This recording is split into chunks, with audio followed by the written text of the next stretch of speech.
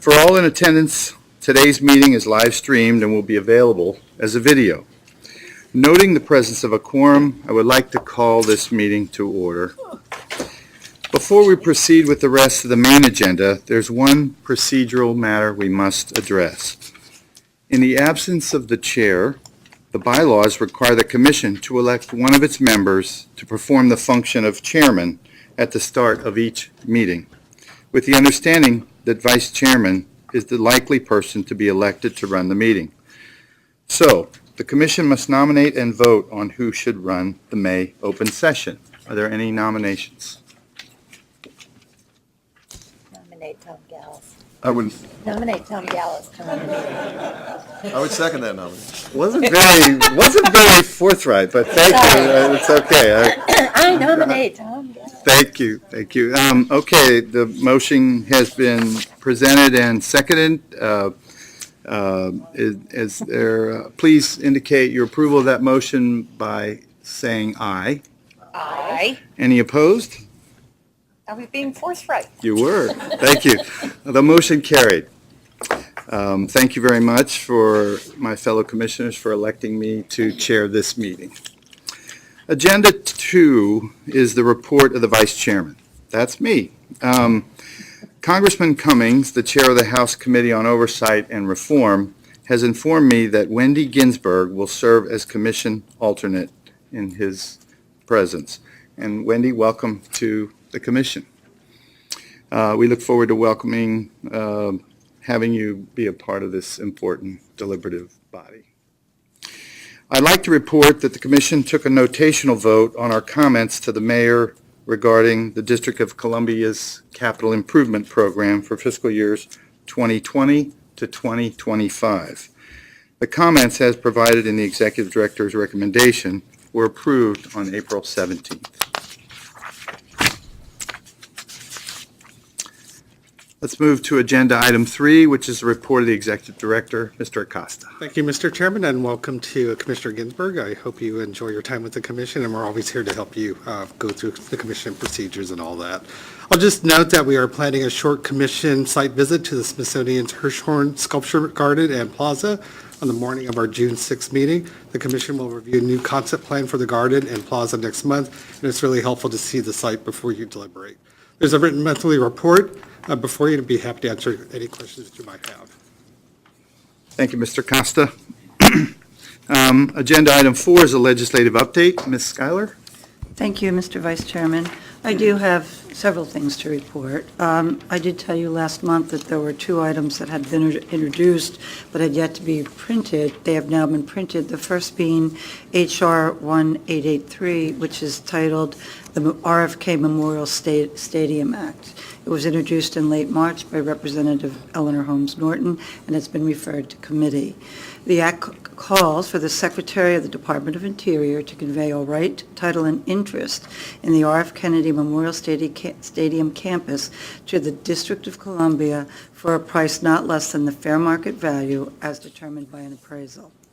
The sale is predicated on compliance with certain conditions by the district to include that the development shall not undermine restoration of the wetlands south of Kingman Island, and that development or use shall provide unimpeded access to the Anacostia River through walking trails and kayak and canoe areas that complement the Anacostia River Trail and not interrupt its design.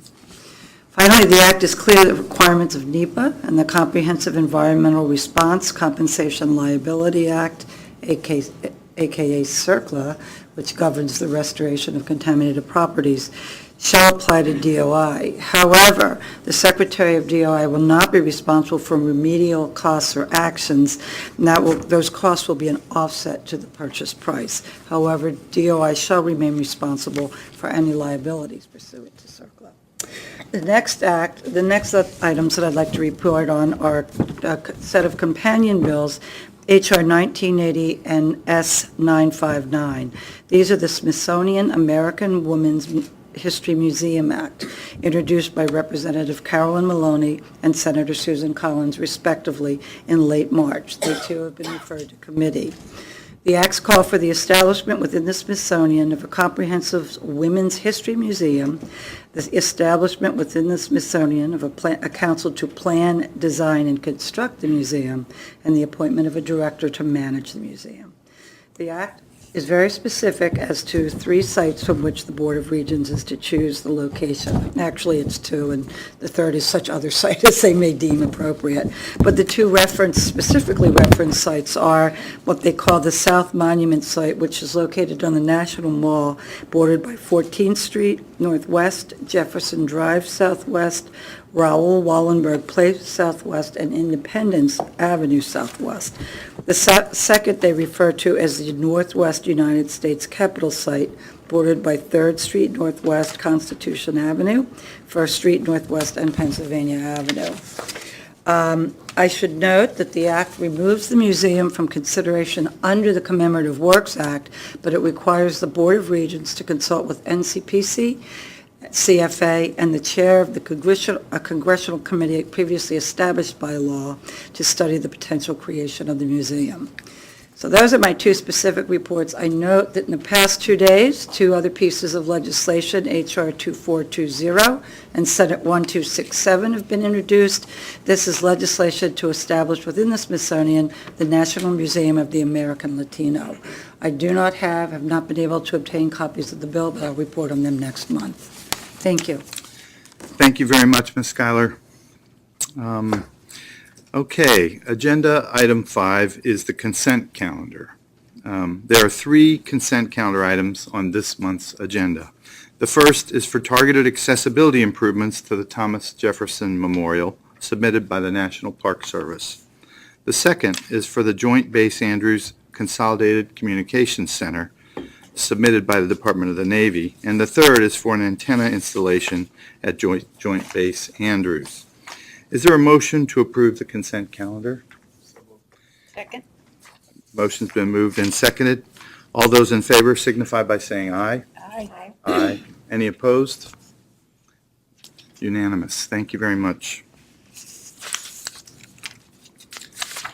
Okay, let's move to the open session action items. And the first on the open session agenda is item 6A, for us to comment on the concept design for the proposed Peace Corps commemorative work. Mr. Gerbich will provide the presentation. All right.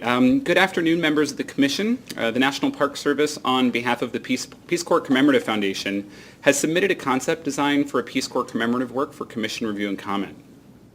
The Commission last reviewed this project in December 2014 when it provided comments on potential sites for the commemorative work. The applicant has selected a preferred site and developed a proposed design, which I'll review as part of this presentation. So the proposed site for the future commemorative work sits along Louisiana Avenue in Northwest Washington, D.C. I'll review the site in detail in a moment, but at this scale, note that the parcel sits adjacent to several important sites in Washington, including the U.S. Capitol Building and Grounds, the National Mall, and Pennsylvania Avenue. Louisiana Avenue also links the National Mall with Union Station, making it a prominent corridor with high foot traffic and the potential for high visitation. To provide a bit of context, I first want to briefly describe the history of the Peace Corps as a federal agency. The Peace Corps was established as a pilot program by executive order of President John F. Kennedy in March 1961 and was made a permanent agency by act of Congress in September of that year. As stated in the Peace Corps Act, the agency was created to promote world peace and friendship through service abroad, to promote a better understanding of the American people on the part of those served, and to promote a better understanding of others on the part of the American people.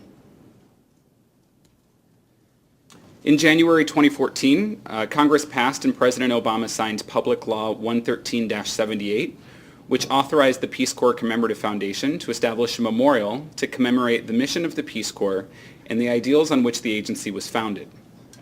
Specifically, the intent of the commemorative work was to honor and celebrate the American ethos that motivated its creation, to honor the better angels of our nature, to remind us of the value of working, teaching, and learning alongside others, and to communicate that America's outstretched hand can enhance mutual understanding and promote peace. Consistent with the NCPC process for review and approval of commemorative works, the applicant submitted several proposed sites for commission consideration in December 2014.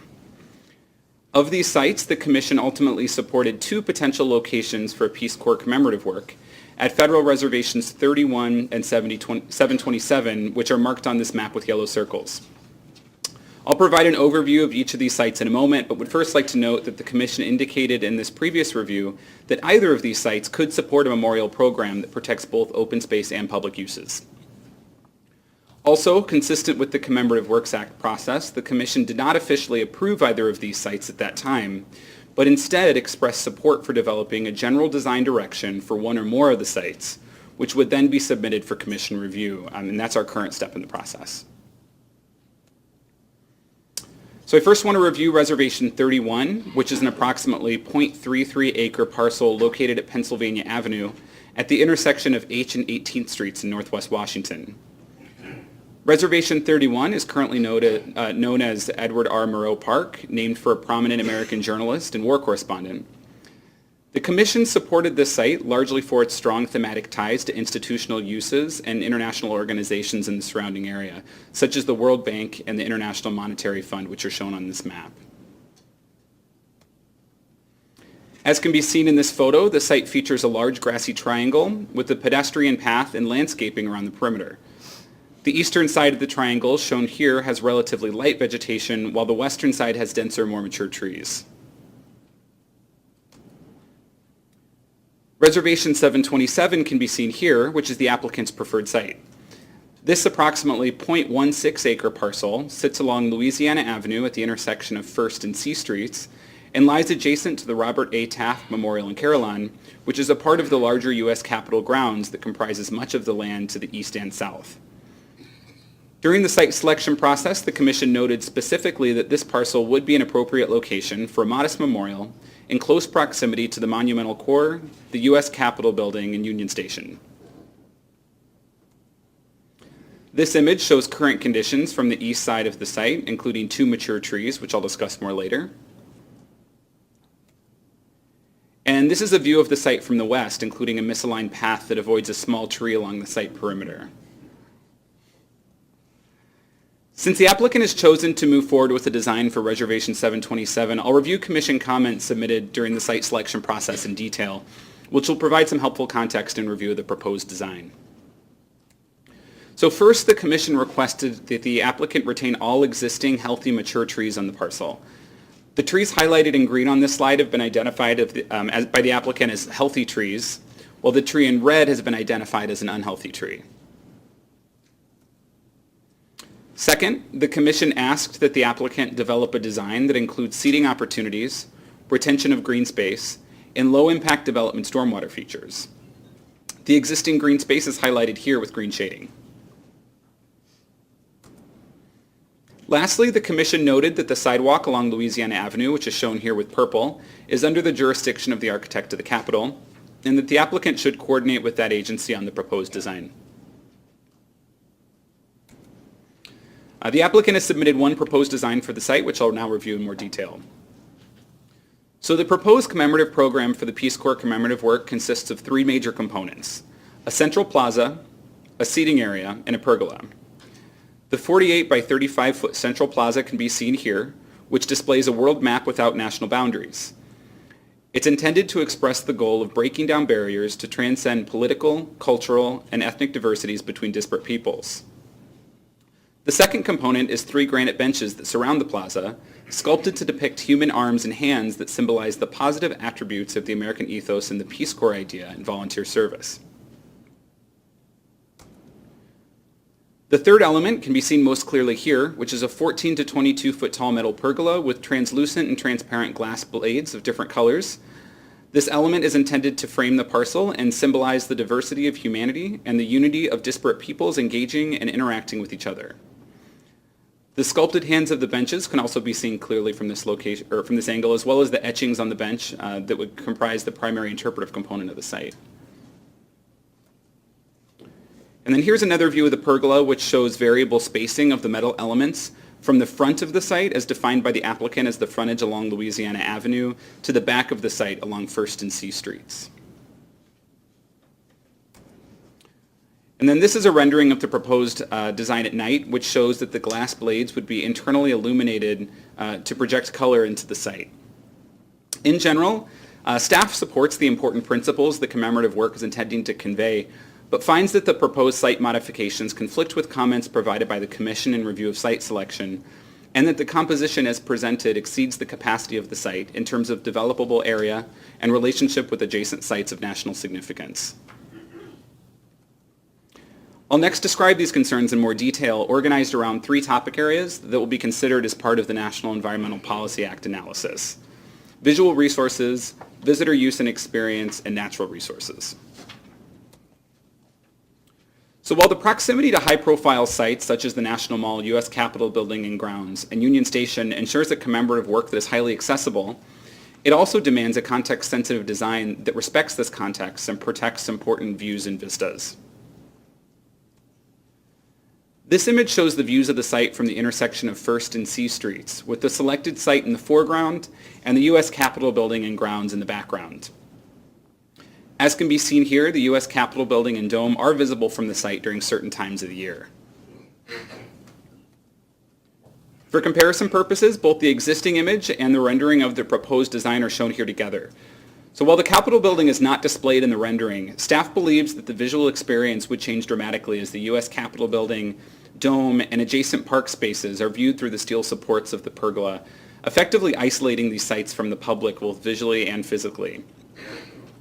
Further, from certain vantage points, the removal of existing trees, which I'll describe in a moment, may serve to expand the impacted viewshed.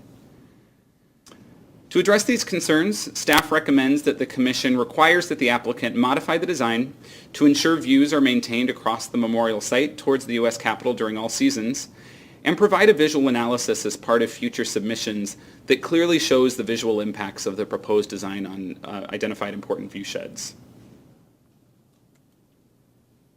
Secondly, I'd like to discuss potential impacts to visitor use and experience at the site. The applicant has indicated that the program for the commemorative work requires a clearly defined back of the site along 1st and C Streets and a front along Louisiana Avenue, which is achieved in part through the proposed pergola highlighted here in red. While staff feels that the pergola does effectively define the space, the height and spacing of the metal elements connote a sense of separation from the outside, especially from points along 1st and C Streets, and would be a challenge to site access. The site can be accessed from 6 crosswalks, 2 across each street. While many visitors may arrive from the prominent civic spaces toward the Louisiana Avenue frontage, more day-to-day users would likely arrive from the office buildings behind the pergola. These users would be physically prevented from directly circulating to and through the site. Users arriving from behind the pergola would need to travel to the front of the site as defined by the applicant along Louisiana Avenue as seen here. The visitor experience and access challenges at this location can be seen more clearly in this rendering. It further shows that the height and spacing of the metal elements create a sense of separation from the outside, particularly at points at the back of the pergola where spacing is tightest. Staff finds that while the pergola would effectively orient the site towards Louisiana Avenue, it would restrict pedestrian access from adjacent crosswalks and through the site, and may ultimately reduce opportunities for visitors to appreciate the commemorative work. To address this concern, staff recommends that the Commission requires the applicant to explore a more welcoming memorial design that allows pedestrian access from all sides, which would allow for better pedestrian circulation and improve the visitor experience. The last area of concern relates to natural resources. As noted earlier, the site contains 8 trees, 5 of which are defined as significant trees with a diameter of more than 10 inches. All trees have been assessed for size and condition, and only one has been determined to be unhealthy and will be removed, which is identified here with orange circle. To accommodate the memorial design, the applicant is also proposing the removal of 4 additional trees, which are identified with red circles, including 2 larger, mature trees of 15 and 37 inch caliber, and another 2 of 2 inch caliber. Only two trees would be replanted in the proposed design. 2 of the trees that would be removed are relatively small, circled here in yellow, and their removal could effectively be mitigated through replacement on site. The 2 larger healthy trees, however, circled here in red, are of greater concern. As previously noted, the Commission had specifically requested that the applicant retain all healthy, mature trees. In its own criteria for site selection, the Foundation noted a preference for sites without numerous mature trees that would be expensive or controversial to remove or preserve. Staff feels that the mature trees on the site are an important part of the tree canopy in this area, and that a more sensitive, compact memorial design could avoid impacts to the trees or their critical root zones, as was previously requested. Further, the 2 new trees that would be planted in the memorial design would not mitigate the trees lost or provide adequate shade relief for visitors. In addition to tree impacts, staff believes that the level of development proposed on the site notably reduces the amount of green space, which could be retained for stormwater management as previously requested by the Commission. This diagram highlights the impervious surface proposed on the main site, which is shown in dark gray, including the plaza, pathways, and pergola, and the retained green space in green. Staff finds that the proposed plaza would occupy a large portion of the site and would not provide adequate green space for tree growth or stormwater management. To address natural resource concerns, staff recommends that the Commission requires that the applicant develop a design concept that preserves all significant trees of 10 inches in diameter or greater, and that any smaller trees that are removed are replaced on a one-to-one basis. Further, the applicant should seek to retain more green space to enhance stormwater management and maintain a park-like setting for visitors. Given these concerns related to visual resources, visitor use and experience, and natural resources, staff continues to support a design for the site that is more modest in character. While developing a successful commemorative work with site constraints like mature trees can be a challenge on a smaller parcel, there are other memorials in the city that may serve as useful examples. One such example is the Carter G. Woodson Memorial Park, which is a district memorial on a triangular parcel with similar constraints at the intersection of 9th Street and Rhode Island Avenue. The plan for the memorial can be seen here. The project team was able to design a commemorative space while retaining an adequate green space for stormwater management and protecting a mature tree that occupies a large portion of the site, which is circled here in yellow. Here you can see the completed memorial with the protected tree in the background, which staff believes is appropriately modest given its site constraints.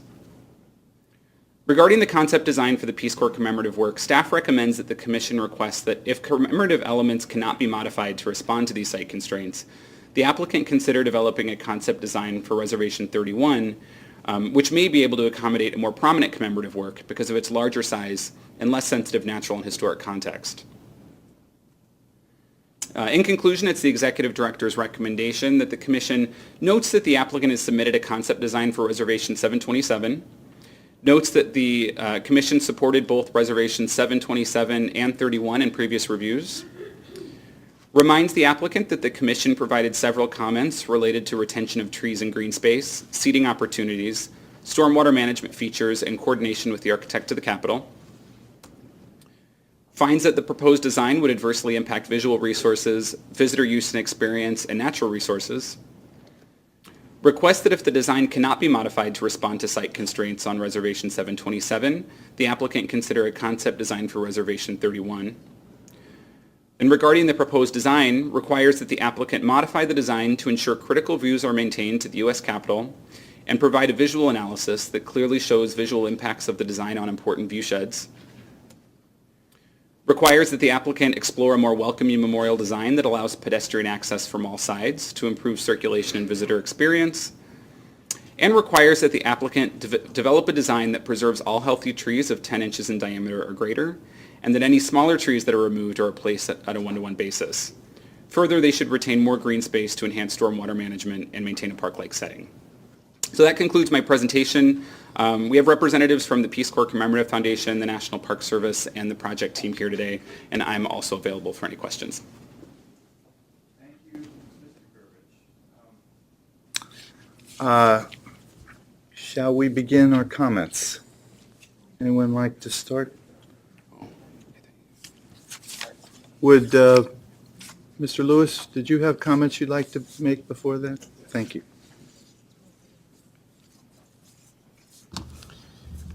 I'm Roger Lewis. I'm the president of the Peace Corps Commemorative Foundation. Do you need any more? Is the mic on? Can you hear me? Now we, I can speak up. that's better. That's better. Okay. My name is Roger Lewis. I'm president of the Peace Corps Commemorative Foundation, and pleased to be here with you today. I don't know whether you have had a chance to read all of the submission, members of the commission, but I think it was summarized, the idea of this commemorative work, which goes back more than 25 years, and on which I've been working for about 10 years, I think that was expressed very clearly. And I could elaborate on that, but I think that's not necessary. I think I should mention that we have had a meeting with the Commission of Fine Arts on March 21st, and the Commission of Fine Arts did approve the overall design concept. But I also should acknowledge that the Commission of Fine Arts pointed out and was concerned about exactly what has been pointed out today, has particularly the design of the pergola, the amount of impervious surface, access, and so forth. So we were aware of all this even before we saw the staff report. In a nutshell, what I want to say to you is that number one, we understand the concerns and the recommendations, and we have already begun studies, design studies, to modify the design on this site, to which we're very committed. We think this is absolutely the right site for a number of reasons. I can elaborate on that if you wish. That will, in fact, address all of these issues, every one of them: access, amount of impervious surface, in particular, the desire to have transparency laterally across this site, protecting the view sheds, basically eliminating what I would call the wallness characteristic of the initial, the artist's original design. And so we will be coming back to you with a design that is in many ways a bit different from this, maybe not totally a bit. I have seen a pergola exploration last Friday at the artist's studio, and he has in fact eliminated almost all the columns, for example. And so that's a work in progress. We've talked about reducing, I mentioned the impervious surface. The tree situation is more problematic, more challenging, because Michael Ferguson, the landscape architect, some of you may know of Michael, he was responsible for the American Veterans Disabled for Life Memorial. He's one of America's most distinguished landscape architects.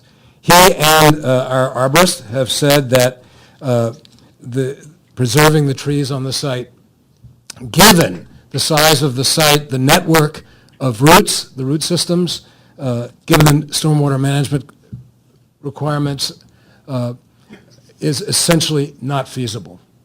And we have, I will say, I personally, the board of this foundation, and the design team would love to preserve the trees on the site, but there is essentially no way to transform in any way that site without losing that tree or doing things that would risk the loss of the trees. And I'm talking about the two trees, the two large trees over 10-inch caliber on the green panel in the middle of the site. The street trees, except for the one that's unhealthy, will be maintained. I think I want to conclude by just saying we really do think this is the right place for this commemorative work, which is not just, it's not about the Peace Corps as a federal agency, it's not about the Peace Corps volunteers or Sergeant Shriver or President Kennedy. It's really about an attribute of America and our character that we think needs to be expressed in the capital city, where so much of the commemorative works are about our political leadership and our engagements in war and defense of liberty. This is another way. This really is, in my opinion, a kind of commemorative work that's missing in the capital of the United States. I think that when we come back, you will see that we will have, in fact, in my opinion, solved these problems, if you will. I'm not going to come back here until they are resolved. We will be meeting with the National Park Service, with whom we've been working very closely for the last 5 years before we come back to you. So maybe I should stop and answer any questions you might have. Thank you, Mr. Lewis. Okay, let's open up I to, have one question certainly, before we start. absolutely. So in the staff report, you talk about, you actually said that there was a preference that that there be a front and back, and that was very deliberate. Is that, can you speak to that? 'Cause Sure. That's a curious position to take, Well, given given the site, which is a really nice traffic island, right? Yes. So I wonder why that design, that's a pretty foundational decision, and it seems odd to me. The thinking was much more complex than that. I think the genesis, again, the artist's notion here was not to create front and back, but rather to recognize that most of the arrivals, most of the visitation, most of the awareness of this site would be from the Louisiana side, from the southeast side, and we have spent years, many times, all seasons, observing the movement of vehicles and pedestrians on that site, and there are still very few pedestrians moving along that segment of First and C Streets. So the notion was that there is a kind of natural sense when you go on the site that its primary orientation, maybe put it this way, instead of thinking front and back. I'm an architect and I hate talking about front and backs of buildings. They have to look good from all sides. But that was the idea, that this site presents itself primarily to the southeast, to Louisiana Avenue. The other idea behind this was the recognition of, it's kind of an historical illusion, not illusion, but allusion, to the fact that that site, that triangle, was once the corner of what was the designated grounds of the Capitol. And there were buildings on that site which have been demolished, and we suspect when we excavate we're going to find some of that debris. So there was a thought that maybe it would be an interesting and compelling and aesthetically meaningful move to kind of recall the memory of what was in fact this corner that was defined at once by buildings along that. I mean, he had other things he was trying to do. I mean, that had to do with the symbology, that you mentioned in the presentation. So it wasn't, distinguishing between front and back was not the motive. I have a follow-on question to that. Okay. That really, I guess, I'm wondering about the symbolism of this notion of walls, or how the pergola represents, what is the symbolism of the pergola period, whether it has now 2 posts or 82 posts? Again, the notion originally was driven, I think, more by wanting to have these diversely colored glass panels. We're no longer calling them blades, and we're also changing that. We're calling this the Peace Corps Commemorative Park because we've always seen this as a place that should be a park that people should come to and sit down and contemplate what it means, but also drink something and have a sandwich. The artist's notion and our accession to that is that the canopy, the part that's elevated. And by the way, I think he's already lowering, I don't know what the final height's going to be, but it is coming down. The notion was that would be something that at least in the minds of those of us creating this could represent both the diversity and the unity of humanity, the shared humanity. So that's the most important part of it. The columnar system, which has now essentially been let go. I mean, you will get to see that. This I think there are about 60 or 70 columns. I think it's down to 6 or 7. I think that symbology still works, but I think that it's not.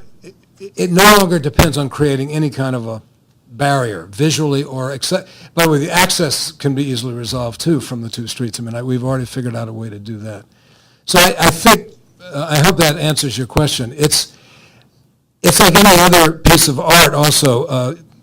Put 10 people in a room and you may get 12 interpretations. But I think its role is also, I should mention one other thing in response to your question. There is a feeling that there really are two pieces of real estate that we're dealing with. There's this triangle that's about a little over 7,000 square feet. But that triangle is sitting in the middle of a much larger urban contextual space defined by the surrounding buildings and Taft Park. And it was his feeling, and it's been my feeling all along, that we needed to have, especially with the parked cars along the perimeter, we needed to have some additional vertical expression without competing with the tall buildings around or the campanile on the Taft side. We needed something that got a little bit above pedestrian height. So that was also part of the motivation for creating this pergola that would have this array sweeping around the two sides of the site. Okay. Commissioner Argo. Hi, I just had a quick question. Given the review that I personally made of the materials and the presentation and the fine work done by the staff, and I'm curious if you could say a little bit about your, what's the right word?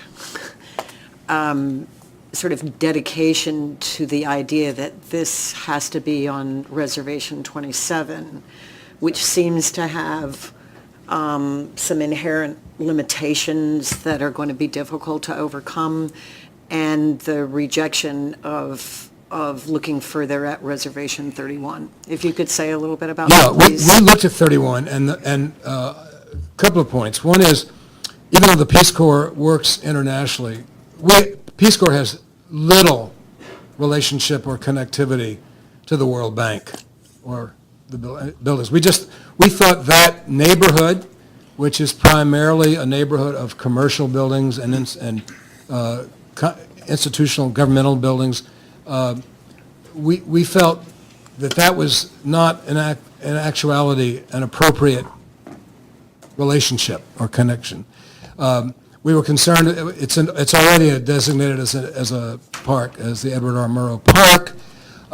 When we looked at Reservation 727, and I think we talked about this when we met in 2014 and did our due diligence, we felt this site was unique not only locationally because of its relationship to, as has been pointed out, to what's around and its accessibility and its connection geographically, if you will, to the mall and the Capitol and so forth.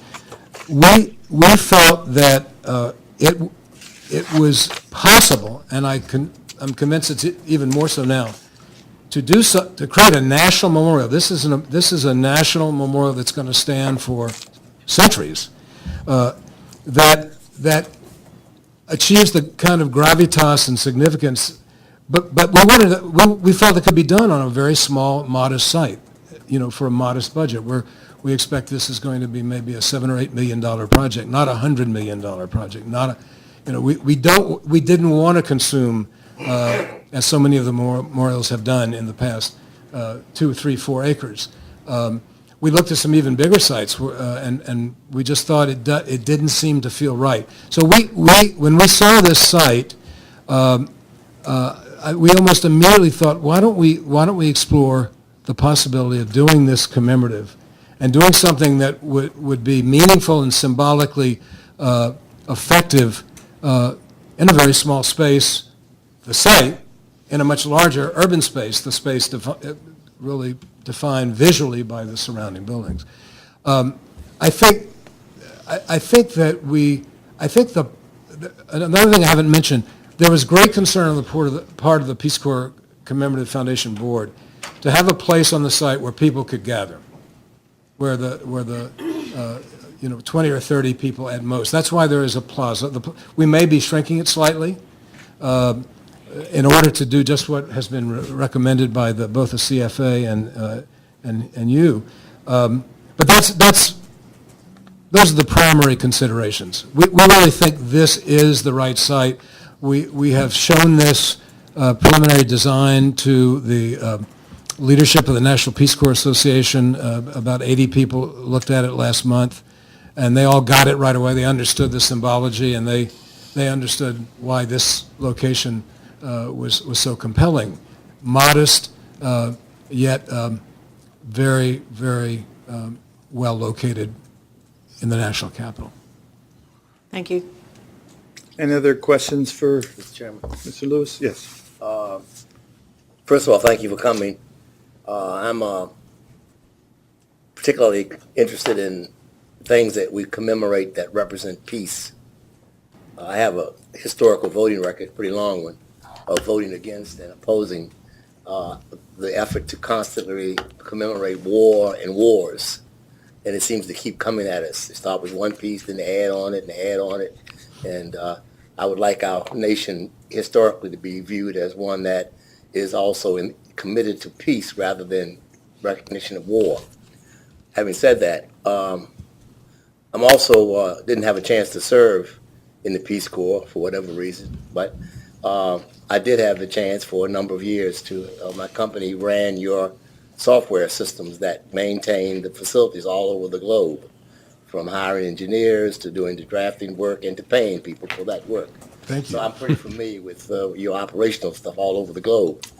I am concerned a little bit, and I mean, at least I have a recollection of it. It's been some time now, but I am concerned about the roots of the trees are deep, but so are the roots of the Peace Corps deep.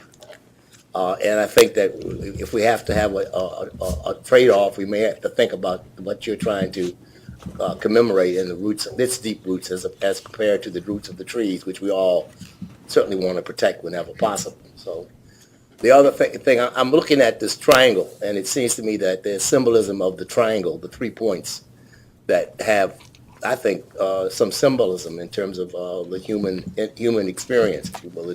The triangles of human experiences. I'm not sure I can name them, but I think there's certainly some triangulation going on, a triangulation going on. So I just thought that, I don't know that that's at all reflected. I'm also concerned about any kind of, not because it's sort of of interest to everybody, I'm concerned about any kinds of walls or barriers that relate to something about human engagement and humanity and peace and what you all are about. So I don't know, maybe that's just trying to create a place where people can find some separation and peace for the Peace Corps. But so I'm very excited about. I hope you can get past some of this with the staff and all. But that's just my concern. And I guess part of that is related to your mission and how your mission statement, what it speaks to, and whether as you're developing this site, you're transferring that mission to a site that reflects that mission. Well, that's certainly been our aspiration. And we architects like triangles because it's the only stable polygon. All other polygons are... That's what I was looking for, Yes. stable polygon. Yeah, it is. I had the great good fortune of being able to join the Peace Corps in 1964 and spending 2 years in Tunisia as an architect working for the Tunisian government. I have no connection, though, to the Peace Corps as an agency. In fact, we were very explicit from the outset to make the point to all of the federal jurisdictions concerned about this, that this was not about the Peace Corps agency, the federal, which in 50 years may not exist. I mean, our thinking is someone 200 years from now, or our great-great-great-grandchildren, when they come here, what will they take away? And the takeaway is primarily communicated through a few interpretive quotations that we are still trying to deal with. But this notion of what is now going to be, by the way, only two hands. We think the CFA, and we agree that the 3 benches with the aperture in the middle doesn't make sense. I think that people get that. How they interpret the canopy of different colored glass, that's a little more challenging to interpret. But it is to us very important to create a space on the site that isn't grass or pachysandra that you can walk on and sit on and gather even as many as 20 or 30 people around if need be. So that's how this idea came about. That was the first thing the artists came up with, by the way, was the notion of the hands reaching instead of the clenched fist. That's a partial answer to your observations. Thank you. Thank you. Okay, question also, Commissioner White. Questions and a few comments. First, I'm really glad you're here today, and I'm glad to hear that you are rethinking this design, because I have to tell you, I've worked for decades in parks and public space, and when I saw this write-up, I was really troubled by what I saw, and thinking back on what we asked the commission to do in terms of how to address the site, that those weren't taken into consideration was my read of this. So I'm really glad to hear that you're re-examining it. But I have to say, I'm not terribly convinced about the arguments around the trees and the idea that this should be a park and a welcoming space. And I don't feel like the designers really even thought about how to incorporate the trees as they began their design. That's just how this reads to me. I'm glad to hear that this wall of blades is being rethought. That was a pretty disturbing image to me from the thought of the Peace Corps being a place where we want to celebrate peace.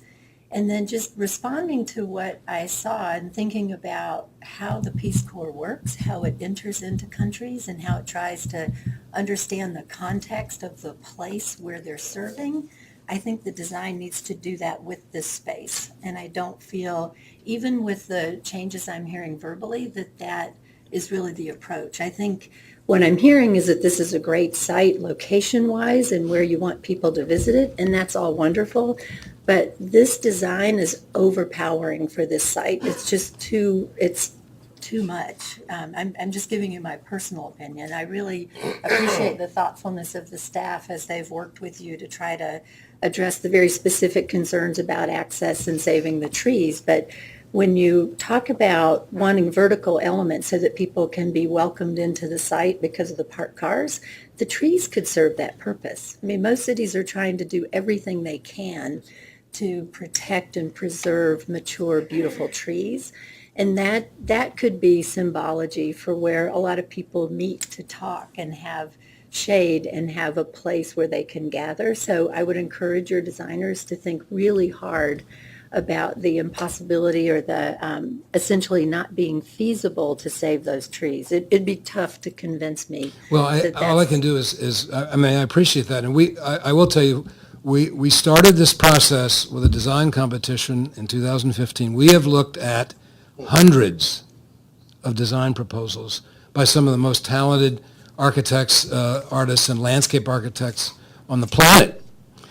And this has proved to be a very challenging design project, not only because of the meanings and messages that it needs to convey as a commemorative related to the Peace Corps and to America, but also because of the small size of the site and the challenges of dealing with the trees. We knew from the outset what this was, and when we had, I can only tell you that the experts, I've saved a lot of trees and I've planted a lot of trees. I personally am convinced that there is almost no way, other than maybe putting a flagpole in the northwest corner, that we can build on that site, do something on that site that achieves the mission, if you will, of this commemorative work, as Congress has authorized us to achieve, that doesn't either completely destroy the root system in the tree or doesn't compromise it to the point where you couldn't be confident that in a few years you have to remove the tree. So we came to the conclusion that to predicate a design, no matter what the design was, and we looked at hundreds, on saving those two trees was an incredible risk and probably a gamble we were not going to win. So that's why we feel that the solution is to replace the trees. We are going to put more trees in. I think we submitted a scheme. Michael Ferguson has proposed 2 new trees. That may turn into 3 trees. I mean, that's still very much being studied. we've always, and if you read, I can't remember, I think it was in the submission, we've always seen this as partly a completion of the treed, the landscape of the park across Louisiana Avenue. We want this to be a tree canopied park. So we share that value, we share that aspiration that you've articulated, but I'm convinced we can't do it no matter how we do the commemorative, and save in particular those two trees, the American elm and the red oak. I guess then my question would be, is this the right site? Well, To my accomplish question, well, all then of let me the respond by things that you saying, want to do there. at some point, you have to make a value judgment. So I think that if you go up to 30,000 feet and look at the landscape, I think that it is a fair trade-off. I think we have just had 2 red oaks in the neighborhood I live in Washington come down. One was brought down by the snowstorm 3 years ago, took off half of our deck, and another one was just removed by the city because it's getting in the way of cables. We continually lose trees and gain trees in this city. This particular pair of trees, I hate to lose them, but we think that in this instance, for this site, for this purpose, this is a reasonable trade-off, particularly given that we can restore the parkness of this site. Well, I appreciate your thoughtfulness and your response, but with all due respect, I just have to disagree. I think that it should be taken into consideration to re-examine the design with respect to the trees and stormwater management and just the scale of it for such a small site. So I'm glad to hear that that's being looked at, but it sounds like the trees are not negotiable at this point. Is that my understanding? Well, that's what I've been told by both the arborist and the landscape architect. I think we But have that's a something to say about different- that, too. Yeah, it's a I'll different get to it. question, but, and then I just also wanted to say I agreed with many of the comments of the CFA and the Committee of 100 about the ambiguity of the symbology and just how much you're trying to do there. So I'll be very curious to see what the next iteration of the design is. Thank you. Commissioner May, did you have something you wanted to add here? Sure. I think it's time for me to speak up on some of these issues. First of all, I'll say that, I do appreciate Roger Lewis's comments. I'm not sure what I call you, Mr. Lewis? Professor Lewis. I appreciate the comments, and I can't say that I completely agree that the 2 major trees are a lost cause. And I do think that we need to look at that, again, more carefully. However, I do think it is possible that after further examination that we'll come to the same conclusion, that we can't create a lasting memorial in this space without the loss of one or both of those trees that are within that are inside the sidewalk. And that's not a decision we would come to easily. Certainly, the Park Service is very much pro-tree, and we plant thousands of them every year in this area alone. And we obviously take them down as well, because that has to happen for safety reasons, or they fall down and need to be removed. So, we're very much in the tree management business. But we're also in the memorial business, and we are all collectively in the memorial creation business. And I do think it is important to understand that at certain times it may be appropriate to lose a tree and gain a beautiful memorial.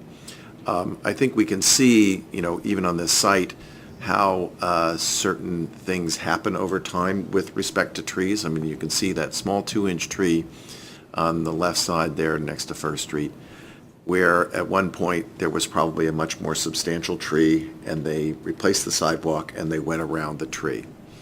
And that happens in many places. I remember when I worked for the architect of the Capitol, we had several major trees that were in raised planters because of the landscape changes that had happened over time, and some of these went back to the days when Olmsted designed that landscape and called for raising and lowering the grades in certain areas because it was much more uneven than it is now. And so we had trees that were in planters that were 3 and 4 and 5 feet tall, And some of those have actually fallen since I was there, and the sidewalks were returned to the design that was originally intended more than 100 years earlier.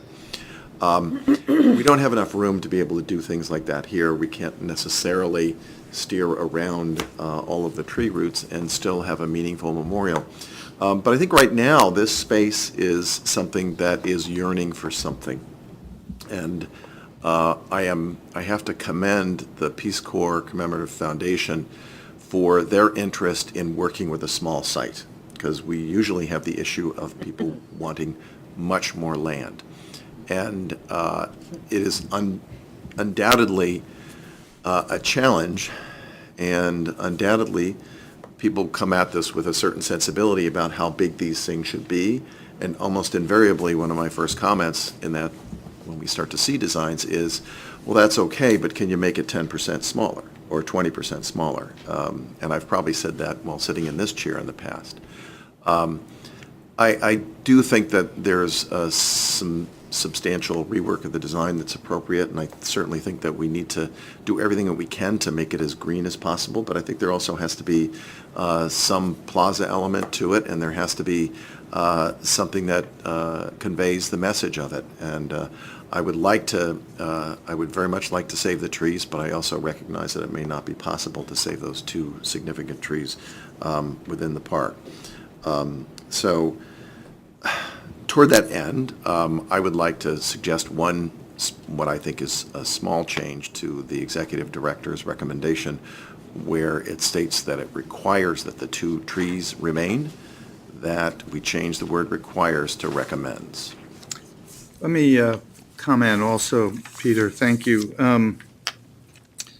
I think that there seems to be, I understand there have been hundreds of ideas about this memorial, it sounds like.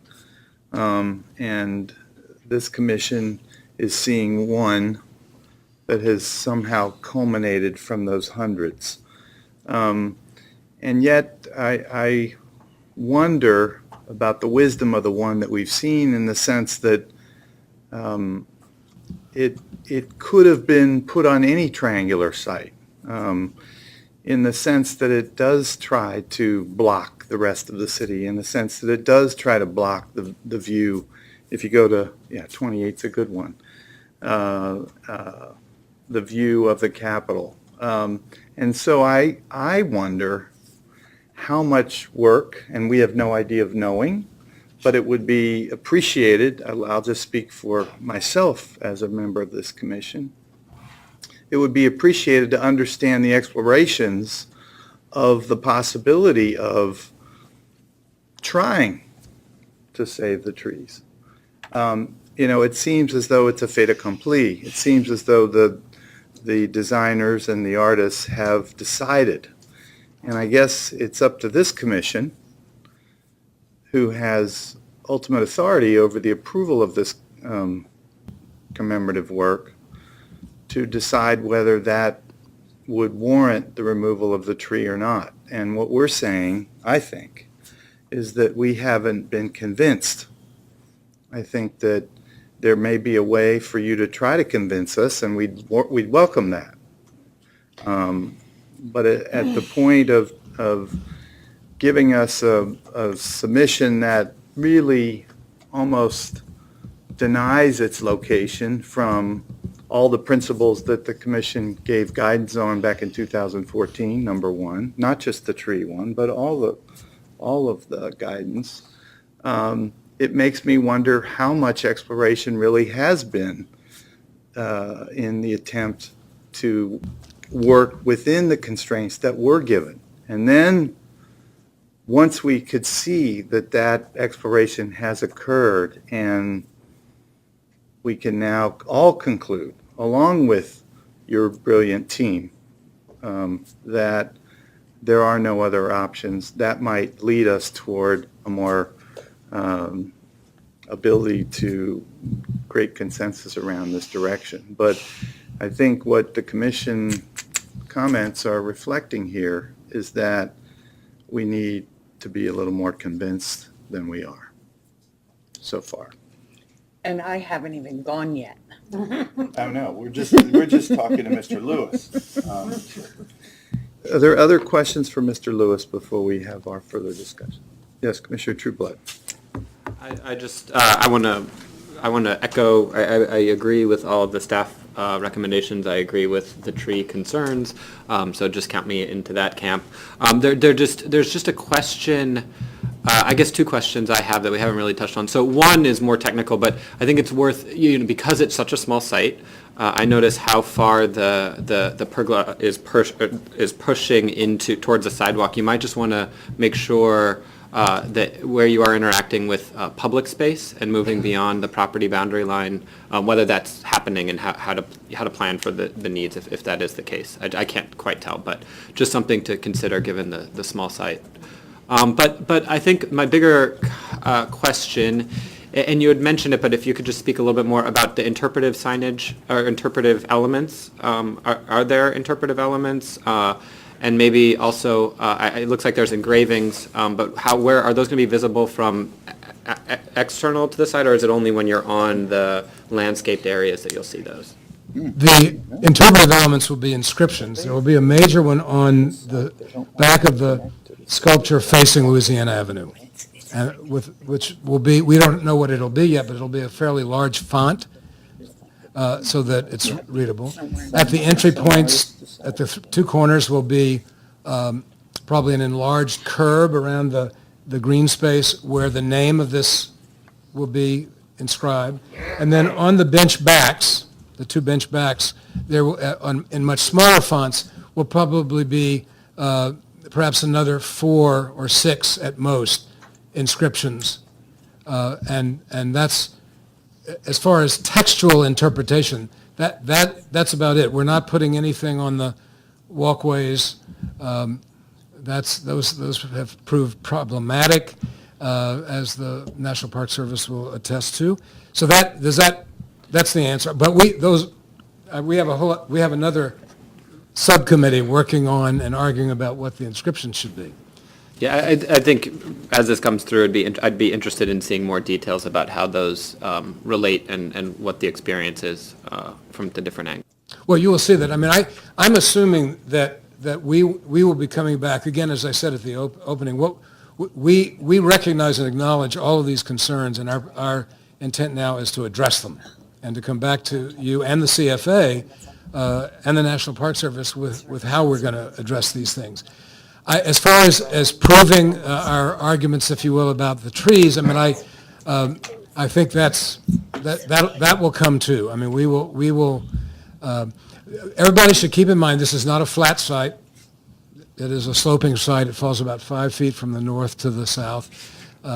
There's necessary regrading. I mean, I don't want to get into the technical things, but there are some serious technical horticultural constraints here that come into play no matter what the design is. By the way, we had some submissions back during the competition and subsequently where there was an attempt made to save the trees. And the reviewers, we assembled professional jurors to look at these things, and it was pretty clear that the tree was not going to be saved.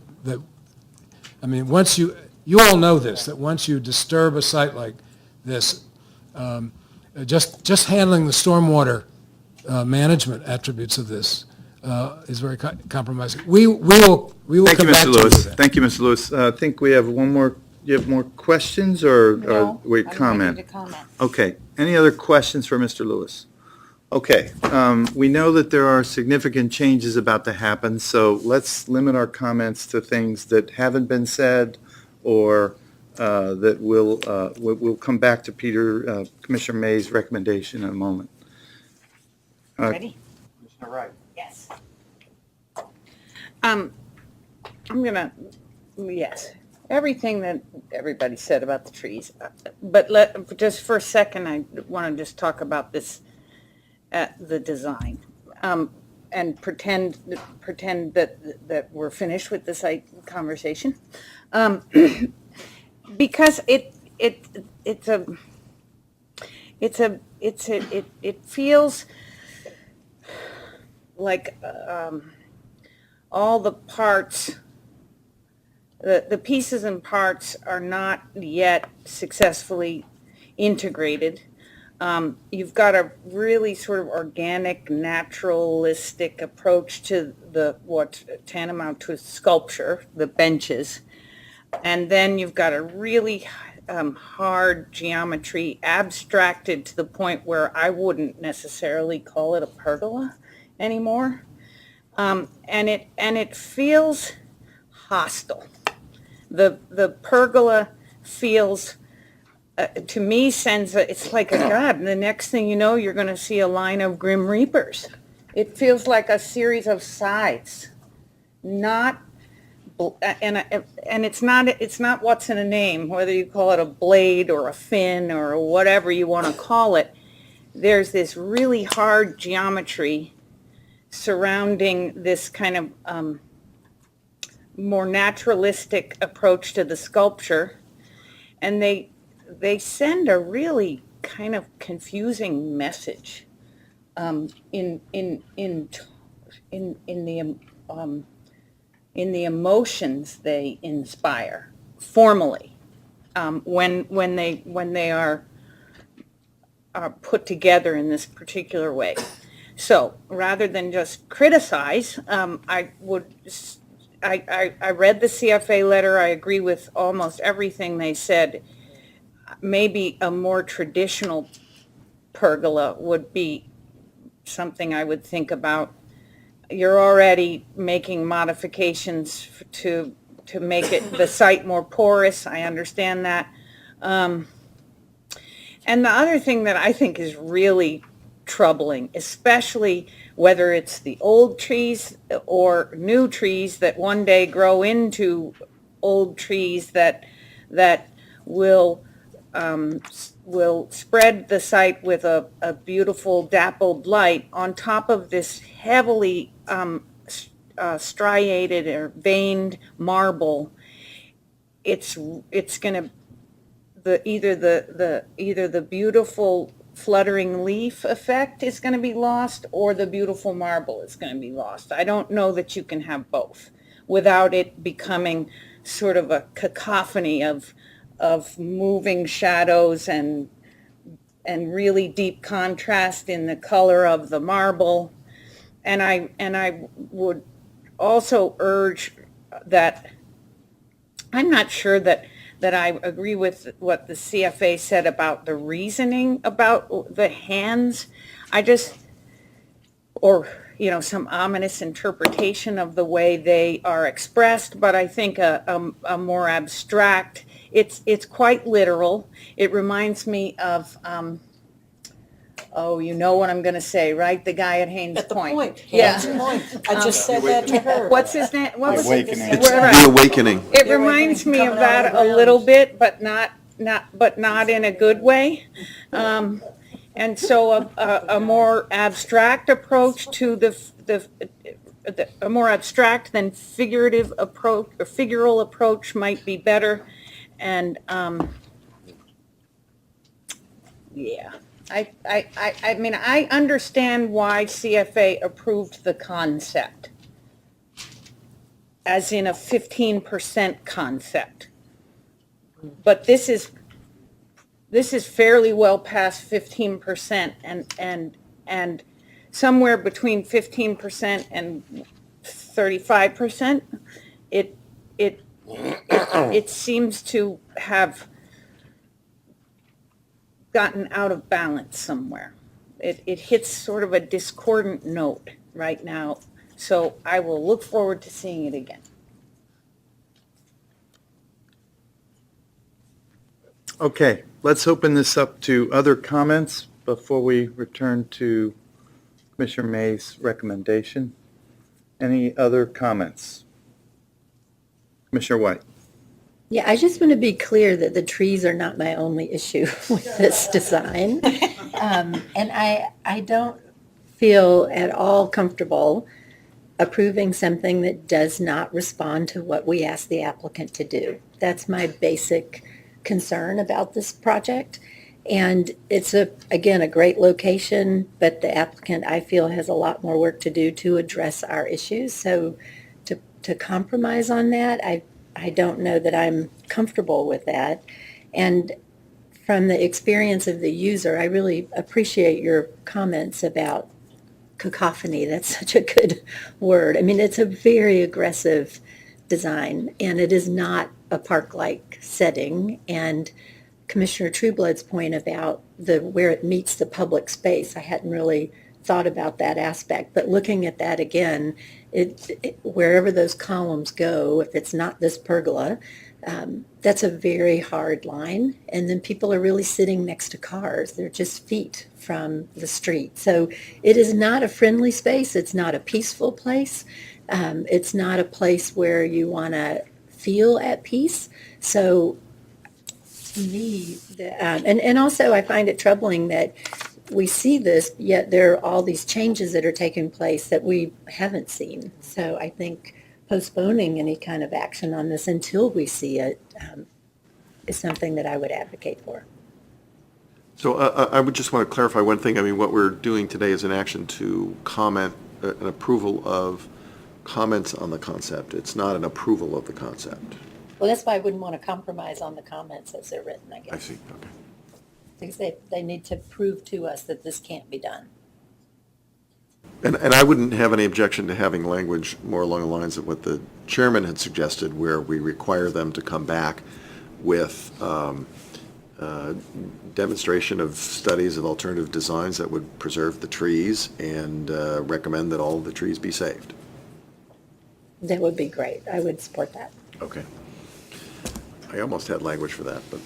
One other comment, if I may, just to emphasize that it isn't all about the trees for me either, or the wall. But I am very interested in, I think, Mr. Lewis, you did refer to the notion that more connectivity will be coming with the future evolution of the design. And to me, what I associate with the Peace Corps, I'm not an expert on the Peace Corps, but I think that it's about collaboration and welcoming. And so to the extent we can create that kind of sense of welcoming to this site, rather than sort of walling it off, would be a very important part of a comment I'd like to include, send back to your design group. Okay, so Commissioner May, you offered a recommendation, and then I think you're thinking about modifying it. Would you like to recast your point? I'm trying to listen and type and think all at the same time. Understood. Okay, so building off of the statement in the EDR that says, requires that the applicant develop a design concept that preserves all significant trees, et cetera. That instead we say requires that the applicant examine design concepts that preserve all significant trees of 10 inches in diameter or greater, and recommends that, and I would delete the part about replacing trees on a one-to-one basis, because we can replace trees in other places and still contribute to the overall canopy, which is something that we do on a regular basis. And simply require that, or rather request that all significant trees be preserved on site, something like that. That was rather roundabout, sorry about that. Request or require? I'm objecting to the word that requires that the two significant trees be saved. I think that we can require the applicant to examine alternatives that would preserve them, and then request that we make every effort to do so. I would be much more comfortable with that, because I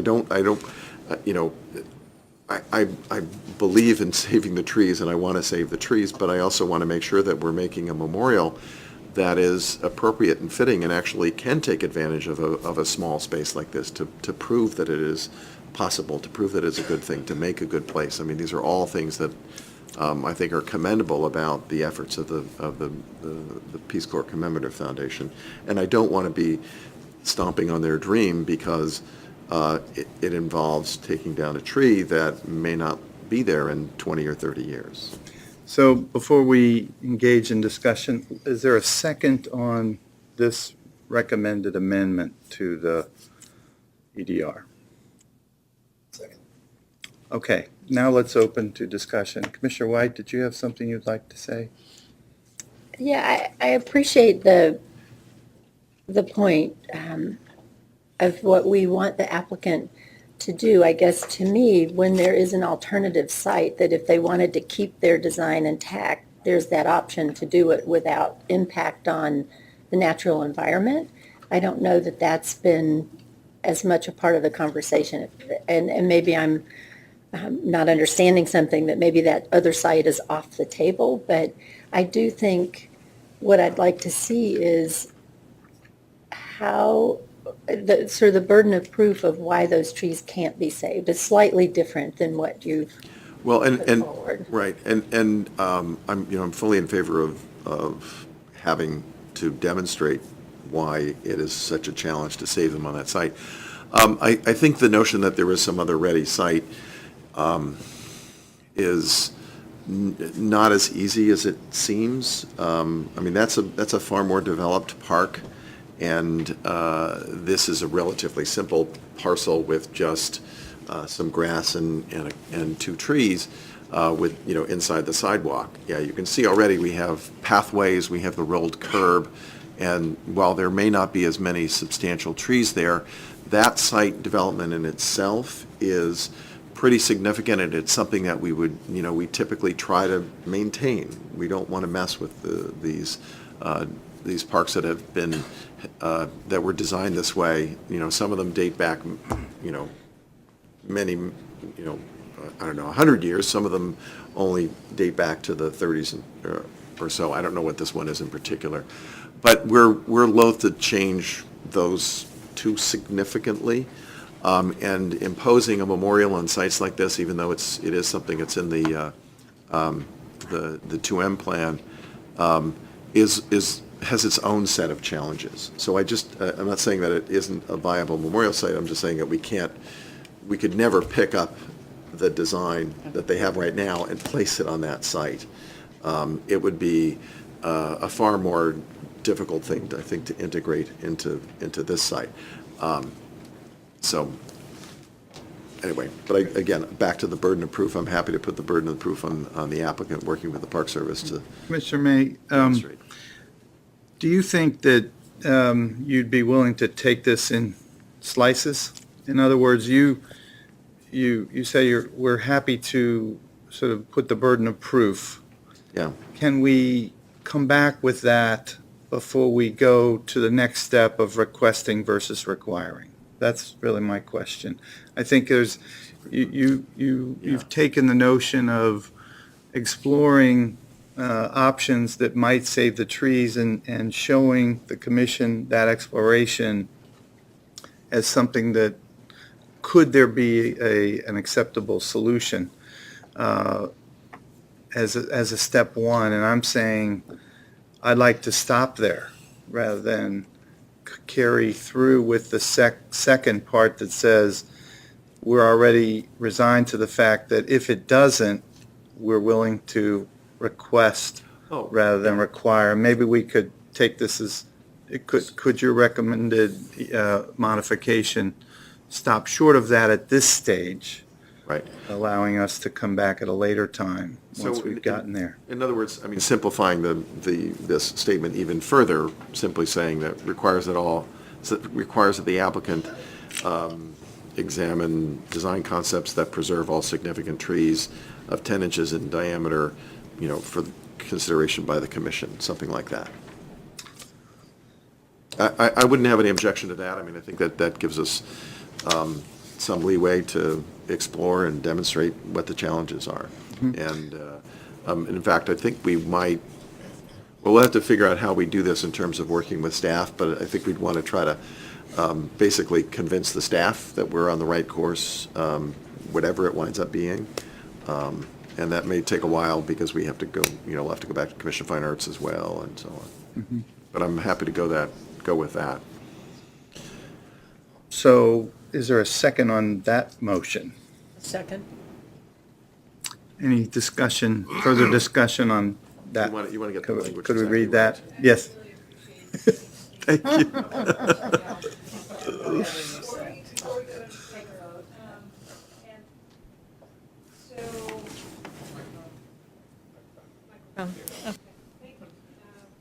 So this is, I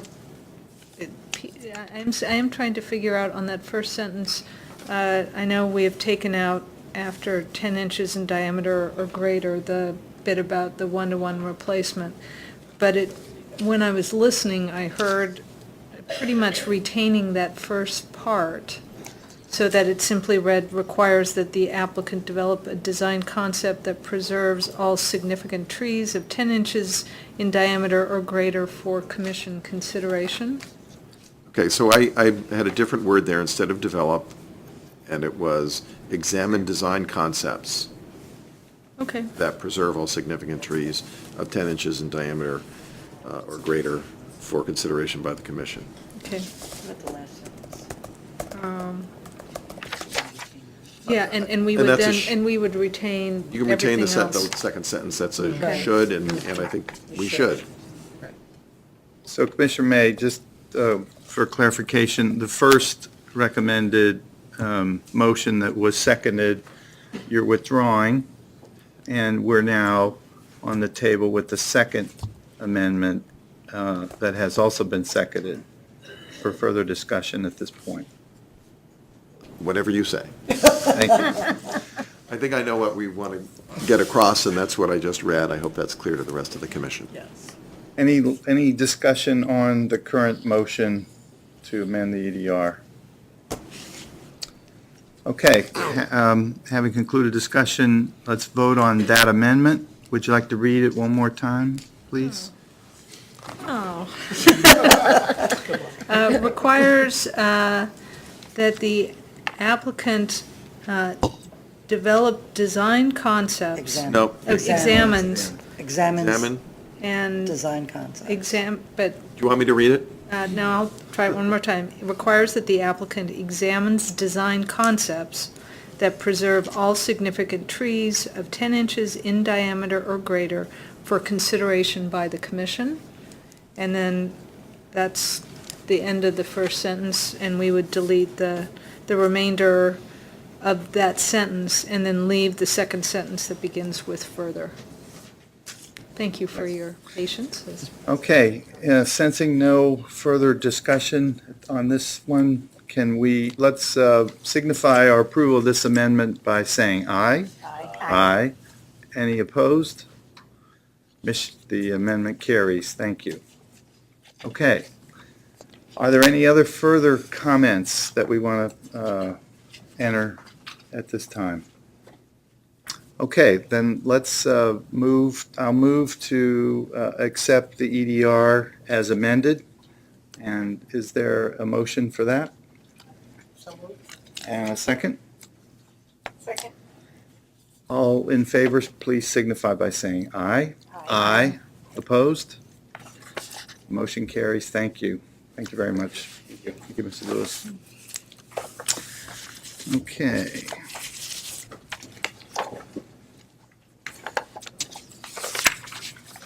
Next is agenda item 6B, is for approval of comments on the concept designs for fence replacement and gate improvements at the National Arboretum.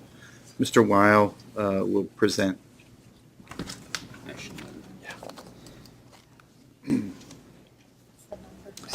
Thank you. 6B.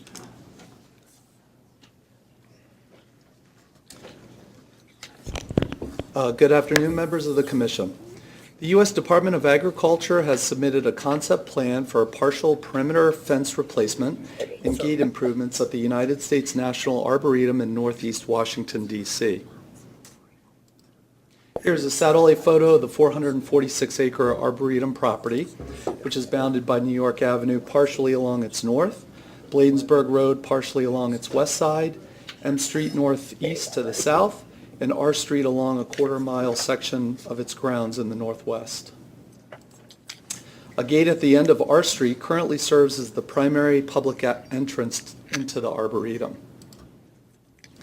Here you can see a number of land uses surrounding the property, with Anacostia Park to the east and south, the Trinidad neighborhood to the southwest, the historic Mount Olivet Cemetery to the west, the Arboretum neighborhood along the northwest side, and various commercial uses shown here in yellow, primarily along the north and northwest sides of the Arboretum.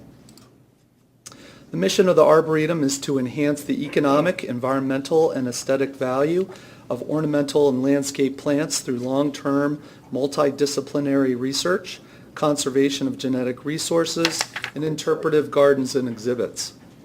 Early leaders envisioned a national garden where science could be applied to the country's agricultural resources to advance national economic prosperity. And in 1927, Congress established the Arboretum for the purposes of research and education concerning tree and plant life. Currently, more than 600,000 people visit the Arboretum annually to take in the beauty of its 16,000 plant varieties, appreciate its balance of cultivated gardens and natural landscapes, enjoy as a recreational amenity, and to learn about horticulture. Most of the Arboretum's research, visitor, and administration buildings are situated close to the main R Street gate in the northwest area, with the former U.S. Capitol columns, a widely recognized feature, located in the south. Recently, in 2015 and 2016, NCPC reviewed proposals to develop a national China garden complex with 3 classical gardens and a cultural and educational center, as well as a concept proposal to connect a section of a Riverwalk trail through Anacostia Park to allow access to the Arboretum. The Arboretum Master Plan was last reviewed by NCPC in 2000, with a modification in 2007 to enable development of the National China Garden. Presently, the National Arboretum's perimeter fence is in various states of disrepair and not consistent in appearance since installation occurred gradually over the last 50 years. In addition, the current fence line is not fully aligned adjacent to the Arboretum property line in some locations, either located on district property or situated several feet behind the actual Arboretum property line. Lastly, the fence's current 6-foot height is inadequate to prevent wildlife intrusion, mainly from deer, which are able to bound over the fence and damage the Arboretum's valuable inventory of plants and trees. Regarding the Arboretum's perimeter gates, some gates are currently abandoned and several gates are not adequately placed to accommodate the Arboretum's accessibility and operational needs. In response, the Arboretum Concept Plan proposes to replace 2.4 miles of decorative fencing with new picket fencing, replace a 210-foot section of chain link fence with new black vinyl chain link fencing, realign the perimeter fence where the fence does not reflect the property line, and modify, remove, and install gates to enable site access that will better fit the Arboretum's operational needs.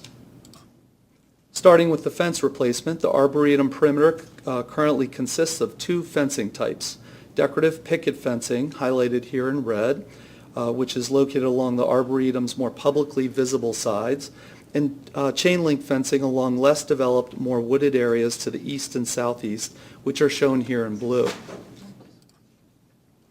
The decorative picket fencing is installed in 2 different ways, either directly into the ground, primarily along the northern perimeter, highlighted here in pink, or using knee or higher concrete walls as shown here in green and orange.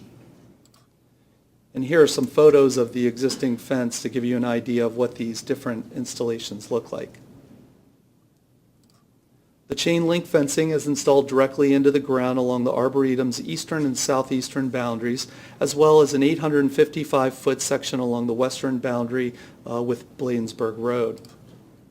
The concept plan shows replacement of all decorative picket fencing with a similar type of picket fence style, and this includes replacement of the 855-foot chain link section along Bladensburg Road. The new fence will have a height of 8 feet, which is 2 feet higher than the existing fence, and narrower picket spacing from 6 to 4 inches on center. These changes are meant to discourage deer from bounding over or squeezing through the Arboretum perimeter. The existing fence alignment will be adjusted along a number of perimeter sections as shown here on the slide with the green segments. And this slide gives you an idea of how the fence line positioning will change compared to the existing alignment, with some sections adjusted outward closer to nearby street right-of-way, and some sections realigned further back off of the district property. Finally, the plan shows installation of a short section of new black vinyl chain link fencing near the northeast corner of the property, adjacent to the Washington Times building. These two photos are provided in the concept plan submission as examples of what the new fencing will generally look like. However, the plan does not include final fence details or specifications since the Arboretum has yet to bid out the replacement project. NCPC staff supports the proposed fence replacement to improve the overall appearance and security of the National Arboretum, consistent with its focus on research and need to protect its valuable inventory of trees and plants. We recognize that the fence does not meet the current needs of the Arboretum, and we recommend that all replacement decorative fencing consist of a single picket style that matches the existing fence as much as possible. In light of the conceptual nature of the plan, with little information related to potential circulation, operation, or vegetation impacts, the applicant will need to submit more detailed plans to NCPC for review once those planning details are available. In addition, future fence-related submissions should identify where trees and vegetation will be impacted and how these impacts will be mitigated through new plantings. Regarding the Arboretum's proposed gate modifications, there are currently 7 perimeter gates, and 2 of these are not operational at this time. 4 gates are identifiable with framing stone piers from which their double swing arms are mounted, and 4 gates have swing arms with a diagonal crosshatched latticing pattern. And lastly, gates 6 and 7 are unique in that they both have guardhouses that are constructed as part of their overall gate structures. Here are some photos of the existing stone piers and gate latticing, all of which are noteworthy features along the Arboretum perimeter. The concept plan does not identify which of these elements are historic, but specifies that each pier set will be preserved as part of the project. The DC State Historic Preservation Office is currently reviewing the plan and will make all Section 106 related information available for future project submissions to NCPC. And now I'll walk you around to each of the gates while describing each proposed gate modification in more detail. Starting in the northeast, near the Washington Times building, Gate 1 is designed for both vehicular and pedestrian use, with stone piers from 1960 and double swing arms. However, the gate operates as a pedestrian-only entrance with a separate, smaller gate door built into one of the larger vehicular-sized swing arms, as shown here in this photo. The concept plan proposes to remove the vehicular swing arms, span the pier opening with new decorative picket fencing, and install a new pedestrian-only swing gate that will match the new fencing. Gate 2 is a pedestrian-only service gate with a single picket-style swing arm that blends in with the adjacent fencing. The gate will be completely removed and replaced with new decorative fencing. Gate 3, which was previously used as a service gate, is now abandoned, designed with 2 stone piers from 1960 and double swing arms. Arms will be removed and the opening between the piers will be spanned with new decorative fencing. Gate 4 has stone piers that were used on the U.S. Capitol grounds during the 1800s with a set of picket-style swing arms. The gate serves as a secondary public entrance into the Arboretum with access to nearby on-site parking. The concept plan shows replacement of the double swing arms with a new set of swing arms that match the future picket-style fence. An earlier version of the concept plan shows this gate with a single retractable slide arm. However, the Arboretum has recently decided to preserve the gate's double swing operation. Gate 5 functions as a service vehicle gate designed with 2 picket-style arms and no piers, and the concept plan proposes this gate for swing arm replacement to match the new decorative fence design. As previously noted, Gate 6, which is also referred to as the R Street Gate, serves as the main public entrance to the Arboretum, near the facility's main cluster of buildings. The gate serves both vehicles and pedestrians from residential R Street Northeast with separate swing arms and framed by Art Deco-style walls and a guardhouse from 1967. The concept plan shows no proposed changes to the gate at this time. The last gate, identified as Gate 7 and known as the Azalea Guardhouse Gate, was designed as a pedestrian gate with double swing arms, a guardhouse, and symmetrical framing wall. The abandoned gate was constructed in 1960 and has never been operational. The concept plan shows the removal, preservation, and reuse of the gate in another location at the Arboretum. In terms of new Arboretum access, the concept plans show a new gate along Bladensburg Road, which would become the main public entrance into the Arboretum, and a new pedestrian bicycle gate along M Street, which would give the Arboretum a total of 6 future access points. The Bladensburg Gate is reflected in the current 2000 Arboretum Master Plan, and its location along Bladensburg Road and service as the main entrance to the Arboretum would afford the facility with a higher public visibility. The gate is currently not funded at this time, however, so the Arboretum will submit the gate to NCPC for review as a separate project in the future. One major benefit to relocation of the Arboretum's main entrance would likely be a reduction in vehicular traffic along R Street Northeast, which serves as a residential street into the adjacent Arboretum neighborhood. Once the Bladensburg Gate becomes operational, the R Street Gate would then be limited to pedestrians and staff use only.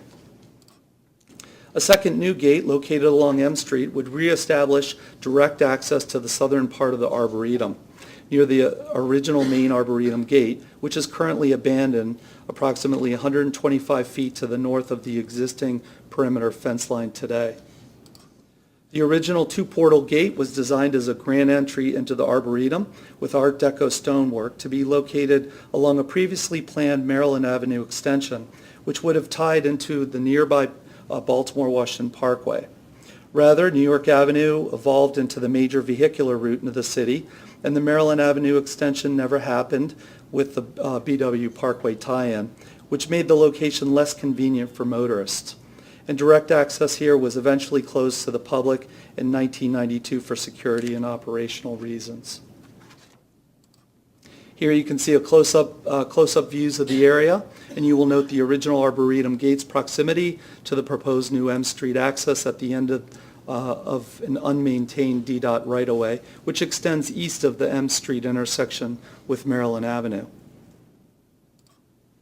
The new M Street access would be significant near the terminus of Maryland Avenue, which is an identifiable street corridor in the L'Enfant plan, and an important viewshed between the Arboretum and the U.S. Capitol building.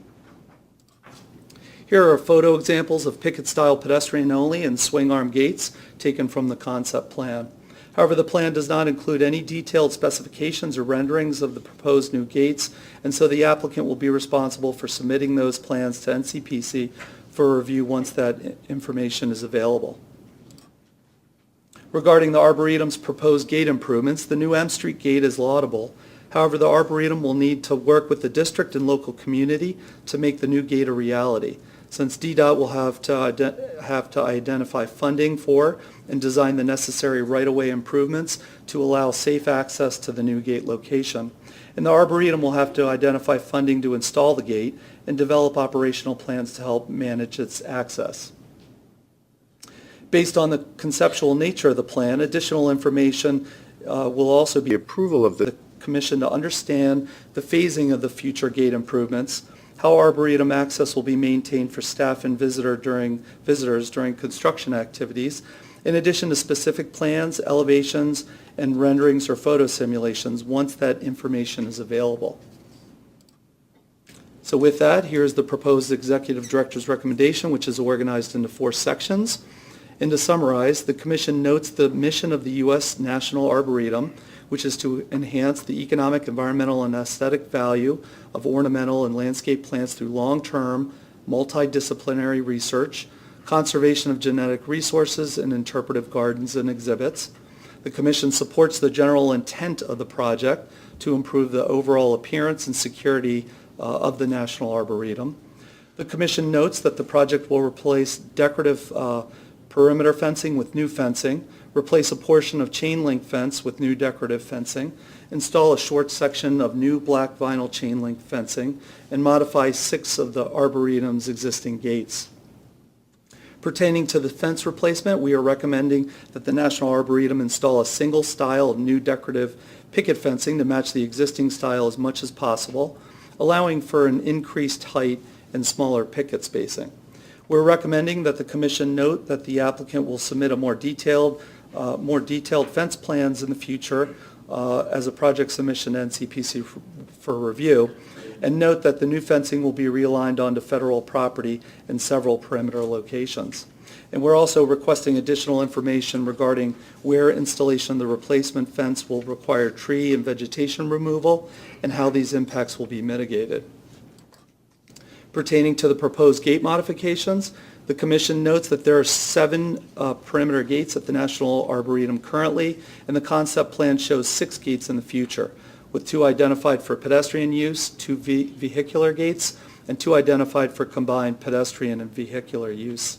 The Commission notes that the new Bladensburg Road gate will serve as the future main public entrance for the Arboretum, is included in the current 2000 Arboretum Master Plan, and that the new gate will be submitted to NCPC for review as a separate project contingent upon future funding. We're recommending that the Commission note that the National Arboretum proposes a new public M Street gate to allow better access to the original main gate and for local neighborhood enjoyment of the Arboretum's amenities.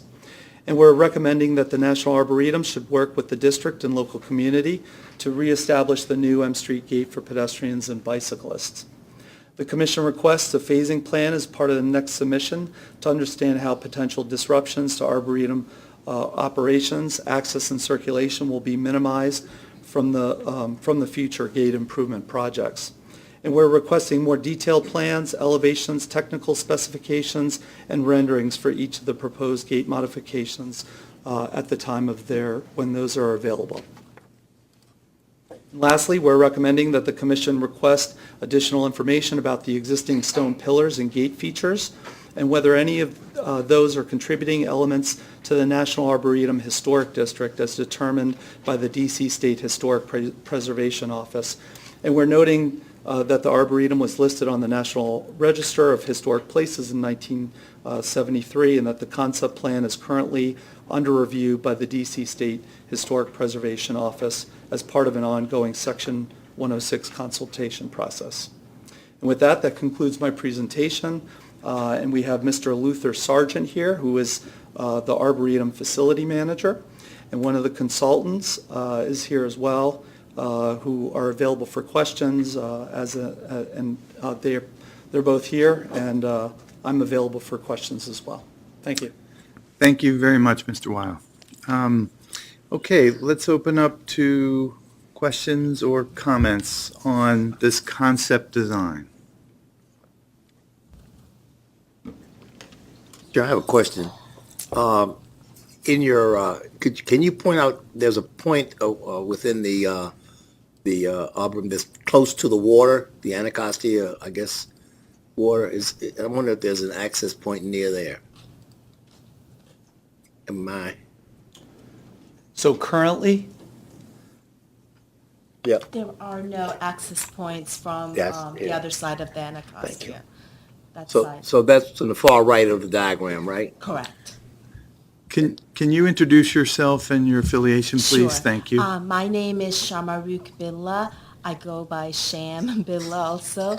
And I'm with STV Incorporated. I'm the design consultant working with the Arboretum for this project. Okay, thank you. Thank you.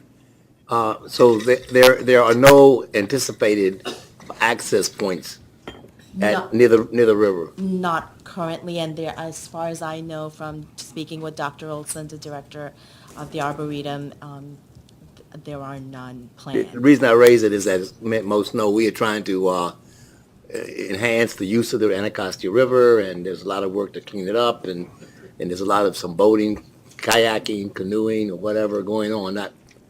And I just wondered whether it wouldn't be a great place, maybe, to have a access point so people could come by boat, like the natives did, and go onto the land and see this beautiful place.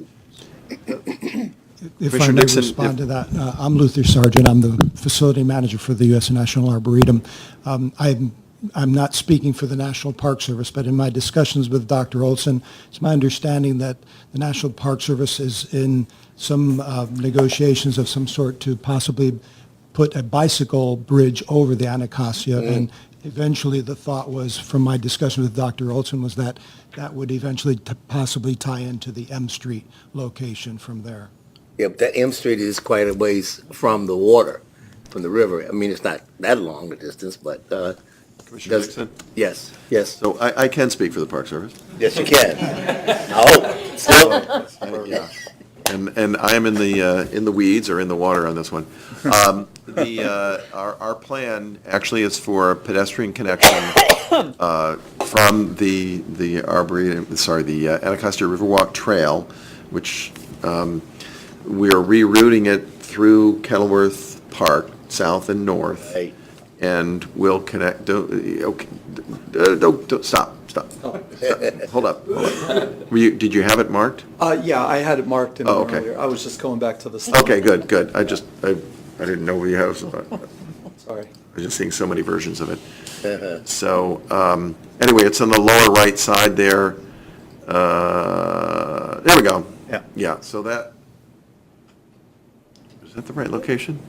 Well, NCPC reviewed the concept plan Yeah. for a portion, and it was basically, it showed a fairly large trail system Yeah. along, just to the east of the Arboretum perimeter.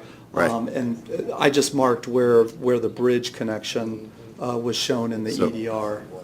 Okay, so my recollection is that it was further to the south, but in any case, there will be a direct connection from the trail when it gets rerouted through Kenilworth Park, and then go to the green area along the south side, the lighter green area along the east side of the Arboretum. And from there, there's hope of a trail connection. I mean, first of all, we're hoping that there's a gate there. We're hoping that people will be able to go through the gate and go into the Arboretum directly, and that eventually there might be a trail connection that goes up to M Street, because that gate is not going to be open all the hours, right? So we want people to be able to get through there. It's not just for pleasure use, but for people, commuting and things like that on bicycles or walking or, every possible use that we could make of it. And we are going through this process, and there'll be public meetings about that in later this month, I think on the 21st and the 22nd. And it's a project, DDOT has funding to build the bridge, and they're hosting the public meetings, and we've been working through a lot of issues with the rowing community who want to maintain continuity through that area as well. So to answer my question, if someone were to canoe up the river, however that works now, or would work, would they be able to pull in and then walk some distance without going down the M Street and come back? Or? Yeah, I believe there will be. I think that's one of the complications, because putting docks out into the river can conflict with traffic by rowers on, long shells. Yeah. And so finding the right place where that happens, I think that we were going to have a dock on our side right at the bridge, but I think we've had to take that out for that reason. But I think there might be a place on the other side. So, but I think that's definitely part of what the hope is, that people can get there by watercraft as well as pedestrians and cyclists. Good. And the golf course is where? I got to ask my golf course question. I know it's not in It's play. not well shown here, but it's. It's actually south, kind of where the corner of the bridge photo is. Can we get a different to a larger- map? There you go. Oh, I see it. Yeah, it was there. It was in that image. That light green area. It's the light green area and the light, yeah. There's the little bridge across the water hole there. Yeah. My ball has ended up in me. I'm just kidding. Thank Put you. many balls there myself, a long time ago. May, just to clarify, if that were to happen, we'll see that again as part of a new review of that entrance? I think it may have already been fully approved by the commission, but I don't recall. I mean, You're it's certainly, talking about the trail connection? Yeah, the trail and then the new opening. I believe to we've the- only reviewed it for, as a concept. Yeah. okay, yeah. So, Oh, that's right, of course, we've been tweaking that concept Okay. since then, but we'll have to bring it back. I think that's where we have our next round of public meetings, to make sure that we have public buy-in on it. Other questions, comments? Sure, I'd like to move. Oh, can I? I'm sorry. I'd like to, I was trying to be nice, to let everybody else speak Let first. me join you in that. Okay. I do have a couple of observations that may be helpful for comment at the concept design. First of all, I really like the gate concepts and all of the decisions that you're making, including trying to open up the M Street gate, and I like the idea of a new entrance on Bladesburg Road, and the reasons given seem very rational. I think, I have fond memories of going to the Arboretum often, usually on Mother's Day. It's my mother's favorite place to go, and the azaleas are blooming, and it's just a beautiful place. I highly recommend it. I also have traveled New York Avenue as a commuter for many, many years, not anymore, but in a previous life. And I look at the fence as somewhat attractive right now. And what I mean by that is that I see it as a decorative fence. And I saw two different images of fence. And if you could go to 49, please. The existing fence has spokes or spikes or whatever we call it up above the horizontal band at the top of the fence. Yes, and I prefer that spoke sticking up beyond the top of the horizontal member. I prefer the one on the right over the one on the left, just my own opinion. I think it is a more decorative and less militaristic fence design. And then I guess it was addressed about why we're raising the height 2 to 3 feet. It sounds like it's try to keep deer out. Is that that's what I understand? So I do appreciate that. But I was wondering a little more about, and my fellow commissioners will tell you that I can be obsessed about fences and widths of pickets. And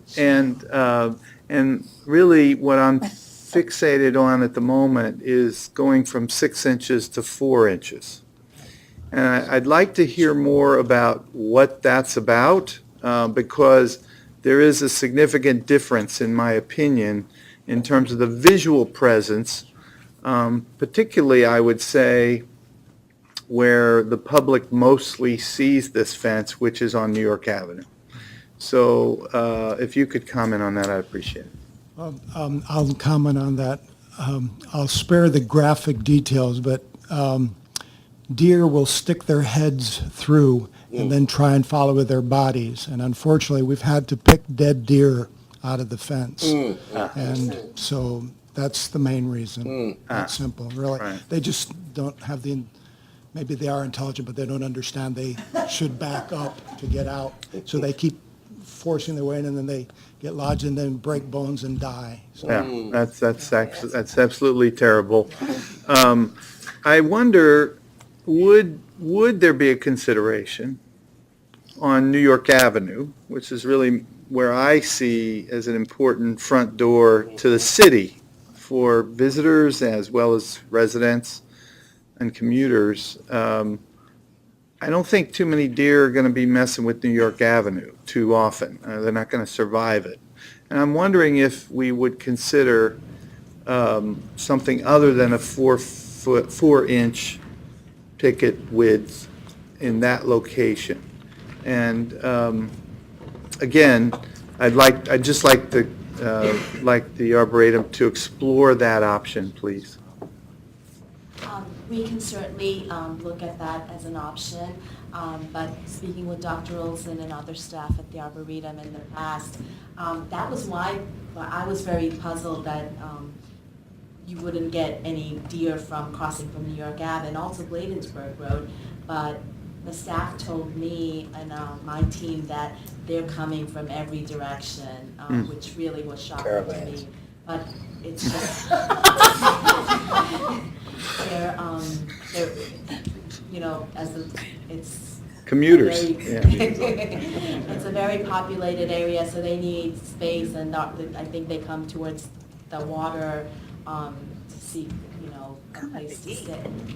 Good eats in there. Well, then, I guess what I would say, and I appreciate that, if there could be some further information when you come back to us about that, and also if you could explore, and again, my focus is on New York Avenue, if you could explore what would a 5-inch do versus a 6. We actually did have an impact on the decision about the width of these pickets at the White House. And so I think it's very important that we explore that in terms of their kind of wall-like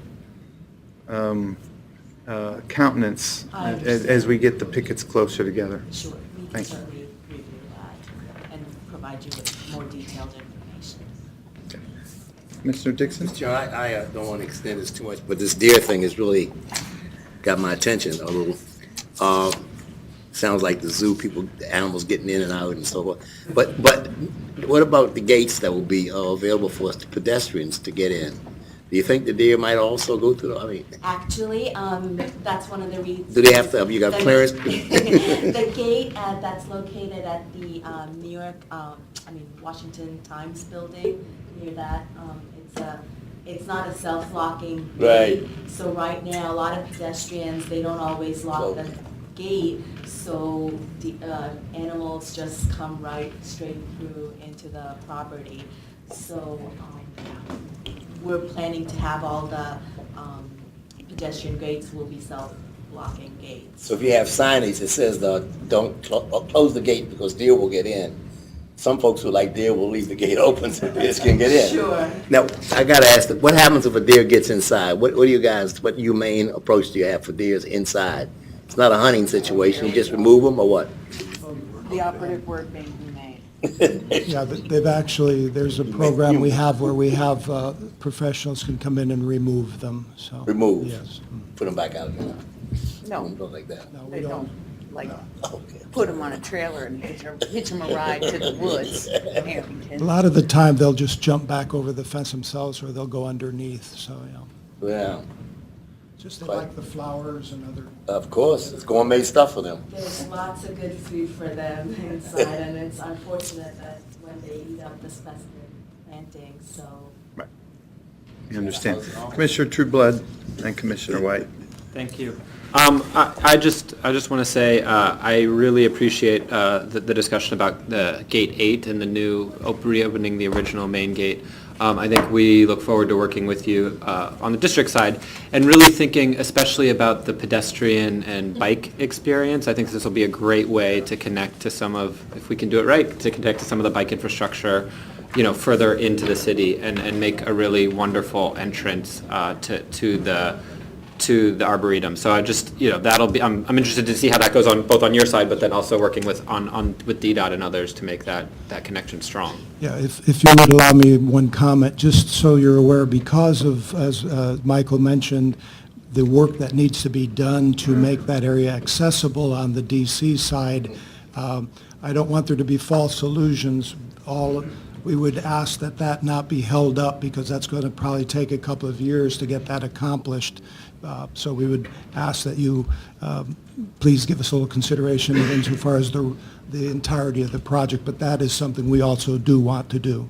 So, right now, we're just asking for approval on the location of the pedestrian gate at that location, not necessarily the gate will be installed until all the improvements on M Street are complete. That will be coordinated at a later time. Commissioner White. I just want to echo Commissioner Trueblood's comments about the pedestrian and bike access. I think that's really exciting, and I congratulate you for thinking about that. And what Commissioner May was describing about the water access, I think is also really incredibly exciting.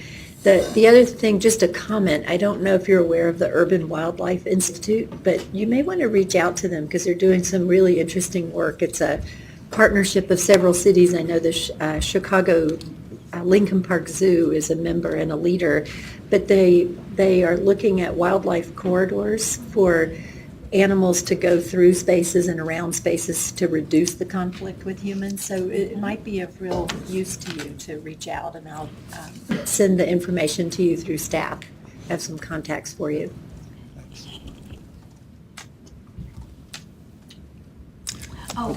May I go back to one other thing? Commissioner, I believe you mentioned you like the picket style fencing. Prior discussions with Dr. Olson, and both CFA and NCPC, I believe, any future projects that were to come I believe this happened during the master planning discussions, when it was, came to you for approvals. One thing was mentioned that all future projects needed to meet the modern architecture of the visitor center, and that was one of the reasons we didn't show the current style of the picket fencing, because it didn't quite match with the modern architecture of the main visitor center.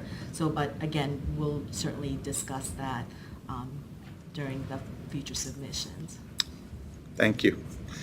Okay, sensing no further comment or questions. So move. Thank you. And second? A second? Okay, all in favor of the EDR, say aye. Aye. Opposed? Mission is passed. Unanimous. Congratulations. Okay, thank you very much. Really appreciate that, your work.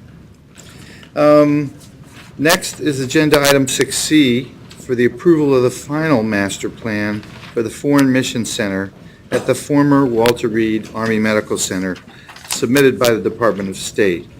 I need to disclose that my firm, Torty Gallison Partners, is the planning and design firm working on the privatized portion of the former Walter Reed installation. I have checked with counsel, and there is no conflict of interest with the FMC site. So, and Mr. Carlton Hart will present the CDR.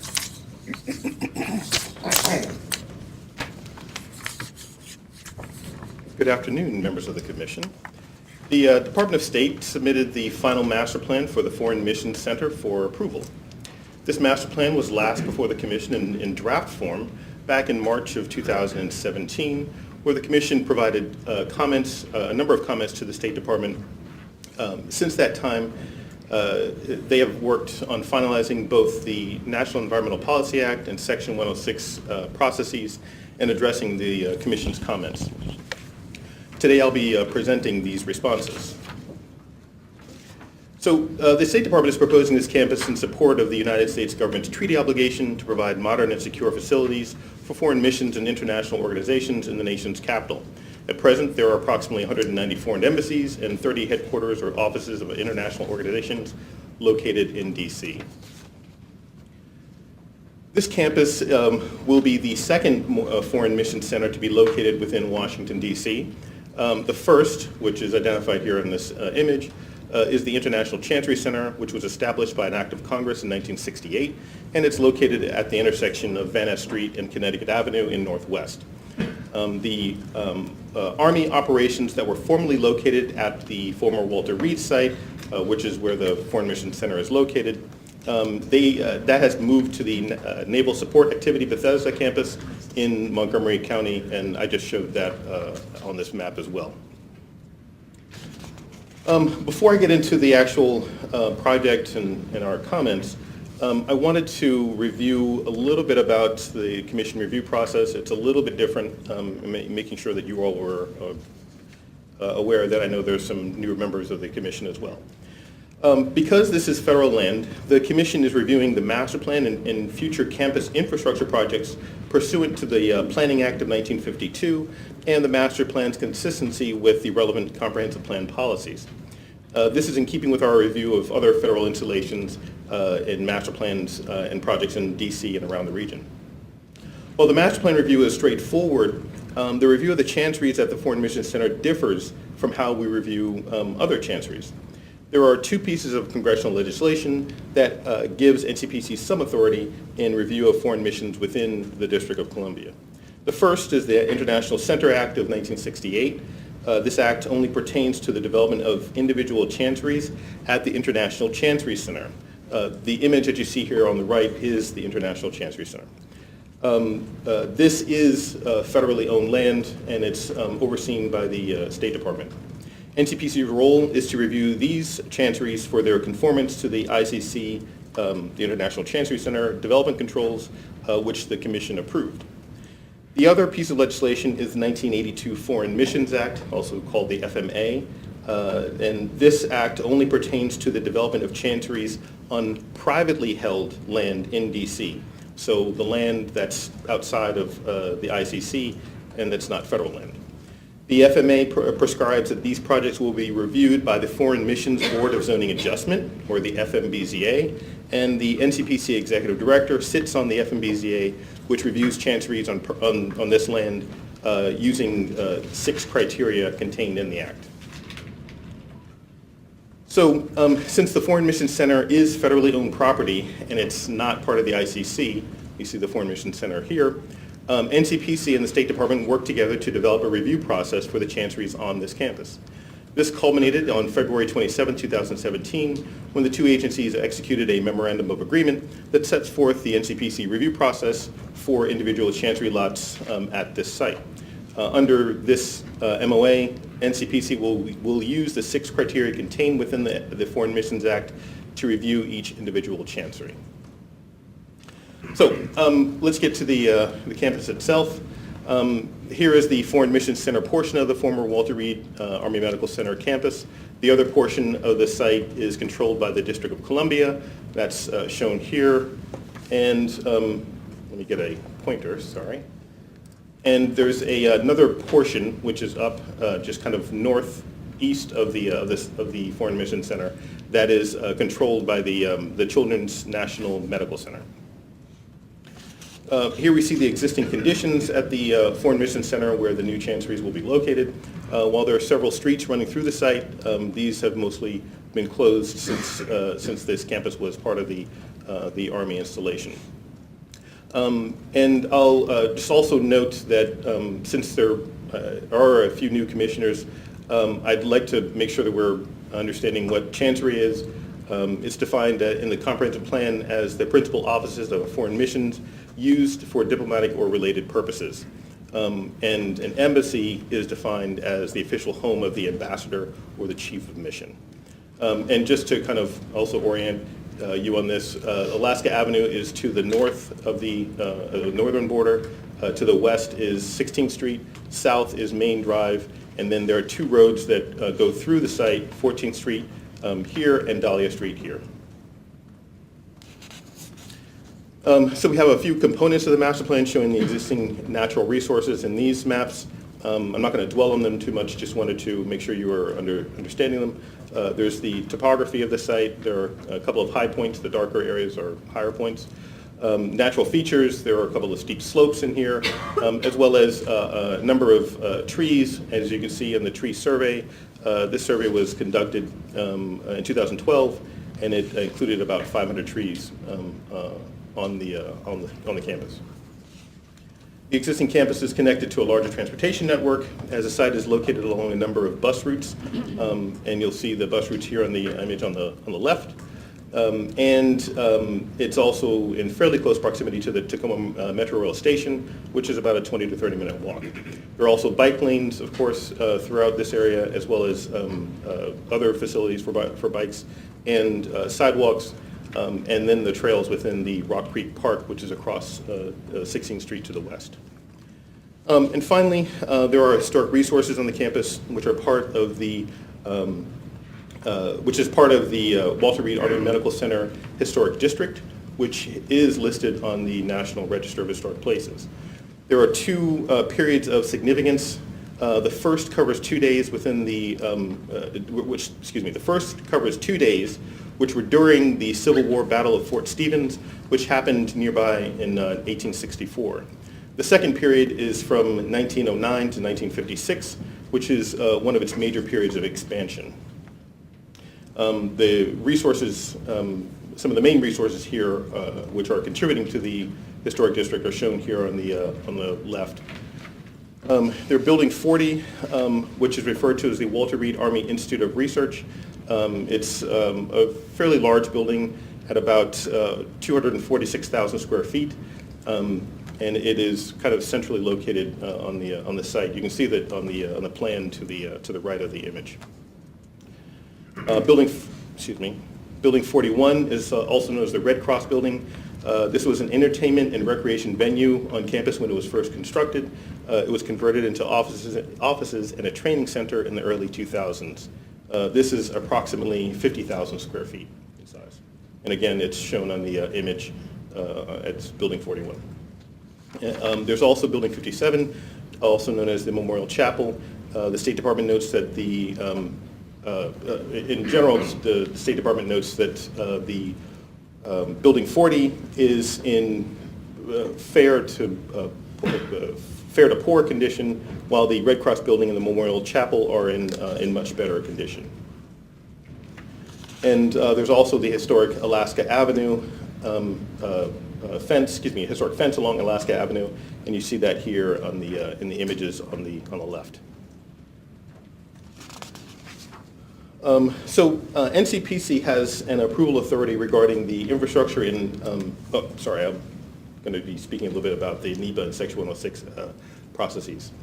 NCPC has an approval authority regarding the infrastructure and open space within the master plan, which means that the Commission has an independent authority to comply with the National Environmental Policy Act. The staff has worked closely with the Department of State through the environmental review process as a cooperating agency.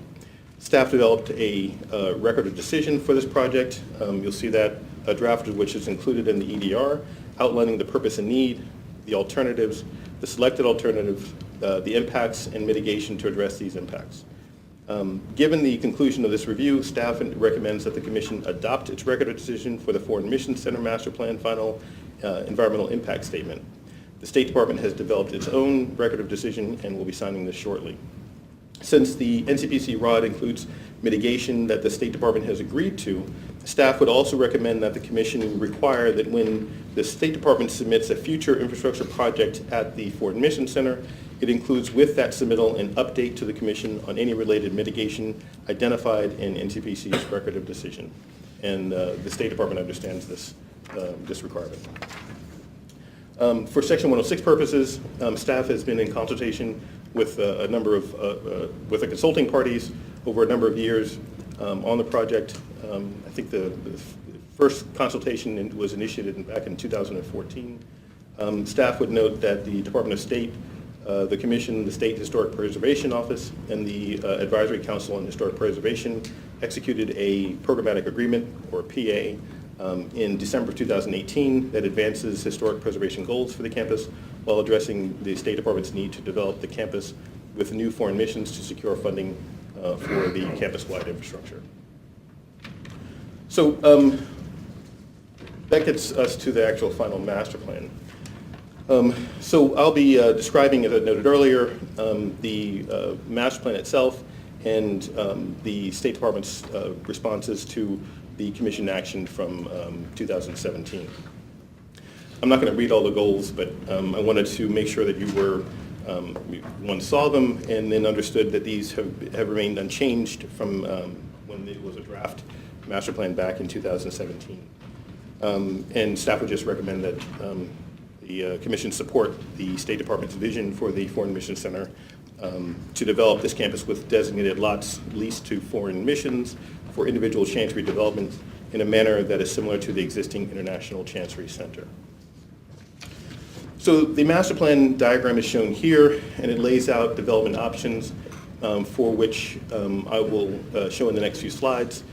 The State Department notes that it needed flexibility in lot arrangement to best suit the needs of foreign countries looking to locate here. The State Department also sees this master plan as an effort to connect to the urban fabric by limiting the building massing. They're only allowing 3 to 4 story buildings, reconnecting Dahlia and Main Drive to the street grid, and to add to the open space network. In this proposal, it is also a public multi-use pathway connection for bicyclists and pedestrians to Alaska Avenue north of 14th Street. And this would be a new connection. In addition, they're seeking to preserve the architectural character of the area by promoting the reuse of existing historic buildings on the campus, including buildings 40 and 41 and the building 57. Sustainability is also important in the master plan, as the campus includes a number of things like bike lanes and sidewalks, low-impact development in common areas and on individual lots. These would, of course, both comply with the the Department of Environment and Energy and Environment standards, and the State Department would also strongly encourage foreign missions to preserve heritage trees on their sites. So here's the first option for the development. This is actually 11 lots. The development for the entire campus would be approximately 1 million square feet of development and about 2,000 employees. This is consistent with what the draft master plan had as well. This scenario would, of course, retain the buildings 40 and 41, as well as the Memorial Chapel, which is shown here. And I'll show where all these are. This is the chapel, building 40, which is the research building, and then the Red Cross building, building 41 is located here. For option B, there would be 13 lots, with the one change would be the removal of building 40, and this would be split then in 2 lots. There'd be a similar amount of overall development for the site, again, approximately 1 million square feet and approximately 2,000 employees. And finally, option C would allow 15 lots, and this again would be with the removal of building 40 and dividing that lot into 3 lots, and also adding another lot up in the where the cul-de-sac is at 14th Street. So there'd be another lot added into that location. The State Department also included in the master plan potential development for the lots. And this was really just to kind of illustrate where certain things were, such as the building frontages, where the kind of forecourt is, this area here. There are buffers, which I'm not sure if they show up, but they're kind of pink areas that are all around each of the lots. There's also, of course, heritage trees that are located on here, and also entrances into the lots themselves. And these kind of purple colored triangles are supposed to be where those entrances for each of the lots would be located. The master plan also includes design guidelines for the individual lots. In the design guidelines are things such as site layout, the reuse of existing buildings, where new construction may be located and what that might look like, site development and sustainability, which would include things like open space planning, landscaping, stormwater management, as well as vehicular access and parking. And generally speaking, they're looking at having parking happen underneath the buildings, as there is no parking along the streets themselves for that's really a security issue. So I was looking to show this just to illustrate what the building massing was on the Foreign Mission Center campus versus the Land Redevelopment Authority site, which is the district site. So again, this is the Foreign Mission Center site. They're looking at having 3 to 4 story buildings And then this is the rest of the Land and Redevelopment Authority and the Children's National Medical Center site, which is just to the north of their site. Here's the proposed street network showing the streets in the vicinity, around the vicinity of the Foreign Mission Center. You can see this a little bit better here. I was just outlining where that Foreign Mission Center site is. Kind of major roads, 16th Street, Alaska, this is Dahlia, and I think this is Aspen down here. And the master plan also includes pedestrian and bike infrastructure, such as bike lanes, capital bike share stations, sidewalks, and then there are multi-use pathways, which I noted earlier. That pathway is up here, connecting up to Alaska from 14th Street. And I'll also note that the State Department is proposing a capital bike share station at this location on the installation, and that's actually part of the mitigation included in the record of decision. And for stormwater management, the final master plan includes two kind of strategies or focus areas. The campus-wide strategy, which is what you kind of see here, they have 14th Street Greenway would incorporate bioretention measures, and there'd be vegetated buffers along Alaska Avenue. There'd also be LID included along Dahlia Street and as well as along 14th Street. The second kind of strategy or focus would be on individual lots, which would have to provide their own on-site stormwater management measures. The design guidelines also note that the individual sites would have to meet the district's Office of the Energy Environment regulations. So I guess we can get to staff analysis. So I'll be focusing the presentation on the State Department's responses to the Commission action from 2017. As a general statement, staff finds that the State Department has responded to the Commission's concerns raised in its 2017 meeting, including those related to historic preservation, transportation, security, and the design guidelines. The 2017 action included historic preservation concerns and encouraged the State Department to preserve as many buildings at the campus that would help to preserve the integrity of the historic district. Specifically, we were looking at buildings 40, 41, and 57. In addition, the Commission recommended that if building 40 is removed, that the axial relationship to building 1 should be maintained with any new development. And I was just noting this is building 1, which is on the district side of the development. The State Department has continued Section 106 consultations to address these issues regarding the reuse of buildings 40 and 41 in particular. I'll just note that building 57, which is the Memorial Chapel, has always been slated for reuse as a publicly accessible event space, which the State Department would oversee. They've worked with staff and various other agencies and groups during the Section 106 process to come up with a programmatic agreement, which I noted was executed in December of last year.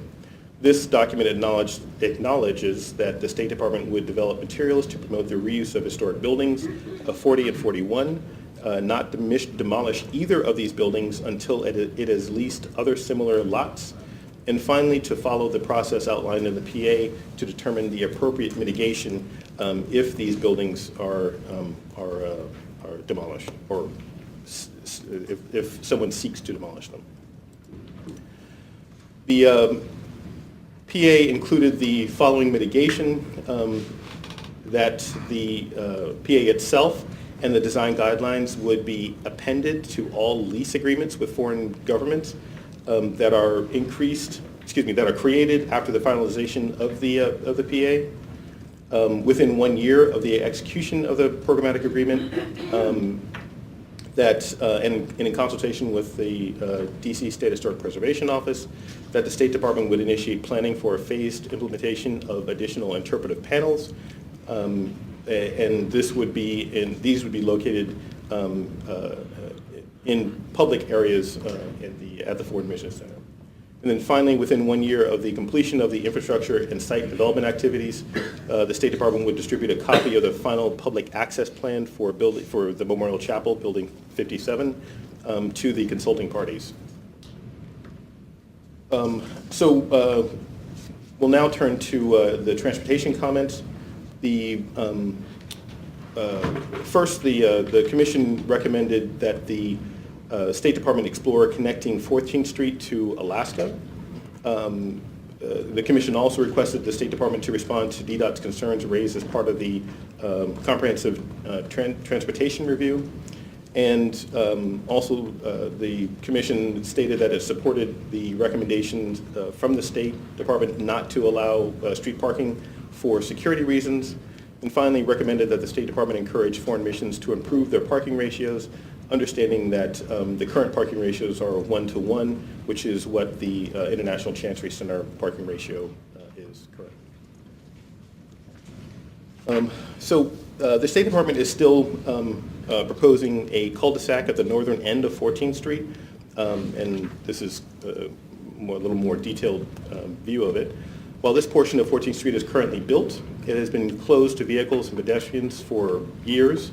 A gate at this intersection bars access into and out of the campus. Even though this will remain closed to vehicles, the Foreign Mission Center Master Plan proposes a pedestrian and bicycle connection to Alaska Avenue. That's here, which has really not existed for quite a long time.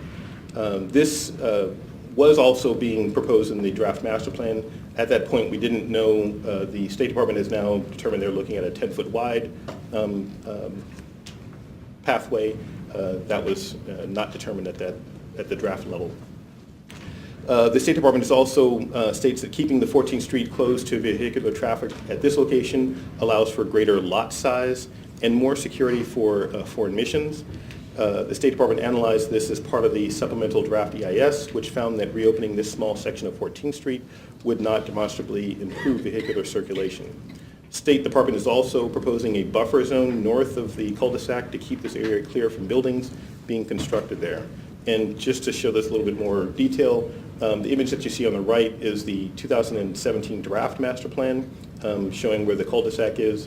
And then they added in this kind of pink area that I'm highlighting is the buffer that they proposed at that point 2 years ago. And then this is what is being proposed now. So what it is a kind of a buffer area that there would be no buildings allowed in that area. And this is just north of the 14th Street right away. So just to kind of see that again. Okay. So staff notes that the State Department has provided the rationale for maintaining the cul-de-sac at 14th Street for vehicles, as its removal does not demonstrably improve vehicular circulation and allows for greater development, flexibility, and security for future chanceries. Staff also finds that the State Department's proposal for a 10-foot multi-use publicly accessible pathway to Alaska Avenue is a significant improvement as 14th Street, as the road has not been open to vehicles or pedestrians or bicycles for decades. And finally, note that the State Department has also committed to no development in the 14th Street, the right-of-way, which is what I just showed. So here are the responses to the concerns raised by the District Department of Transportation as part of the comprehensive transportation review. So I noted the maintaining 14th Street right-of-way clear of buildings up to Alaska Avenue. That was in the previous slide. Limiting curb cuts along Main Drive, which is under joint State Department DDOT control. Again, that's along Main Drive, and there are just a few that are necessary for accessing the lots that are off of Main Drive. Provide access easement information. This was included in the master plan. Preserving heritage trees where possible, and I'll actually talk about this in an upcoming slide. Also adding a 19-dock Capitol Bike Share Station at the intersection of Dahlia and 14th Street. Actually, it does show up in here, this location, and this is actually part of mitigation that was approved or that was included in the record of decision. Also, another capital bike share station, 19 capital bike share station, located at some place that's actually off campus, and that would be determined after the 25% build out. There was also some concerns about bike lane widths moving from 4 feet to 5 feet, as well as committing to adding turning lanes along Dahlia and Main Drive. I'll also note that DDOT provided some additional clarification comments on April 29, 2019, and staff is working with the State Department to address them. This is just showing the bike lanes on, this is actually 14th Street, so they are 5 feet, and this is the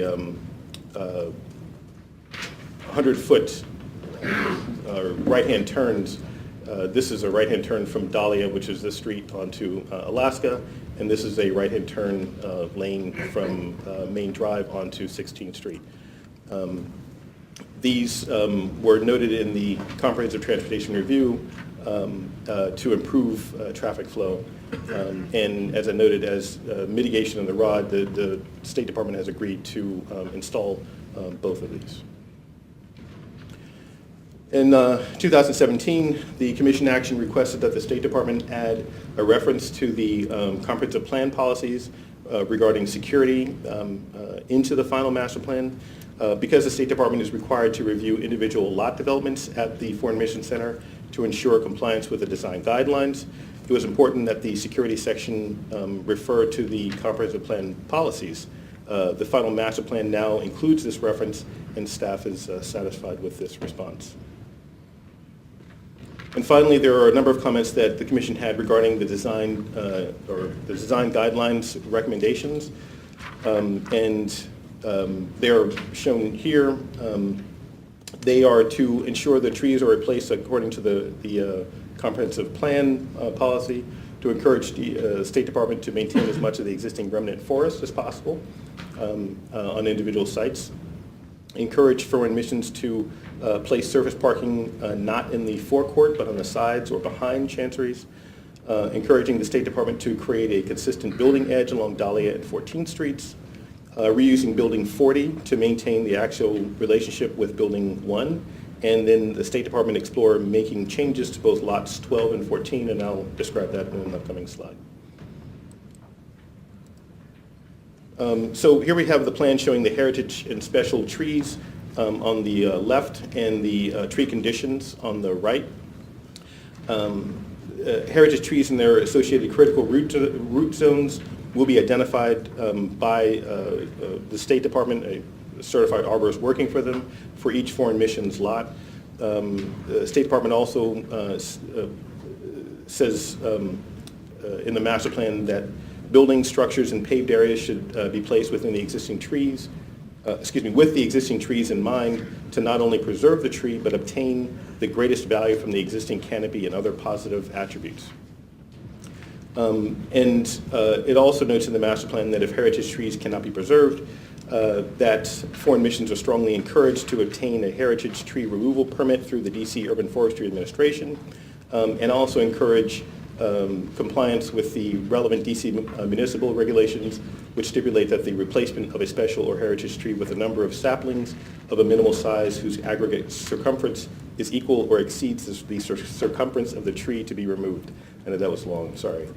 This is actually more stringent than the comprehensive plan policies, and staff would be supportive of this. Regarding surface parking, this was somewhat of this was an issue really regarding just location of that parking. In the illustrative diagrams, they had some parking that was closer to the street. In the final master plan, those parking areas have been removed, and so staff is supportive of that. Regarding building frontage along both Dahlia and 14th Streets, and this was really just to maintain the consistent frontage along both streets. There was some kind of jogging that was happening with some of the proposed frontages, and the State Department has made changes, which is in the final master plan, which is the image on the right, and staff is supportive of this change. These are images from the master plan itself. showing an acknowledgement of the axial relationship between Building 1 on the DC side and the development where Building 40 is located, which is here. And finally, regarding lots 12 and 14, the commission requested that any Chancery building building on lot 12 be moved closer to Main Drive to in a planning sense to make it more make it closer to the street, and that State Department look into possibly splitting lot 14 into smaller lots. The State Department noted that while there are heritage trees close to Main Drive on lot 12, it has pushed the location of this where this building might be located as close to the road as it really can without having to remove some of the existing trees that are there, and staff understands this. And then for lot 14, this is, State Department really is noting, or the master plan is noting, that this lot is comparable in size, comparable in size to the Building 40 lot, where the historic building is located. And they really wanted to maintain a similar size lot as an option for foreign countries that wanted that size lot, but there wasn't a historic building located on it, and they didn't necessarily want the historic building. And so staff understands that and is satisfied with that response as well. I think that's about it. I know that's long, but there was a lot of pieces to this. And it's the Executive Director's recommendation that the Commission approve the Foreign Mission Center final master plan. And I'm not going to read all of this. It's in the EDR, and to make it a little bit briefer, we have a representative, and there are like 3 or 4 pages of this, so I'll end here. But with that, I did want to acknowledge the State Department. There's a representative here, Mr. Adam Bodner, who would like to say a few words. Welcome, Mr. Bodner. Thank you very much, Carlin. My name is Adam Bodner. I'm the Office Director for the Office of Real Property Management at the State Department. And just 2 quick words. We wanted to note the uniqueness of the facility as a general rule. It's the one development where we're not building office space for more government employees, and it's very critical in that it's going to help U.S. citizens overseas for decades to come, literally putting our employees, our citizens, in safer embassies and consulates overseas.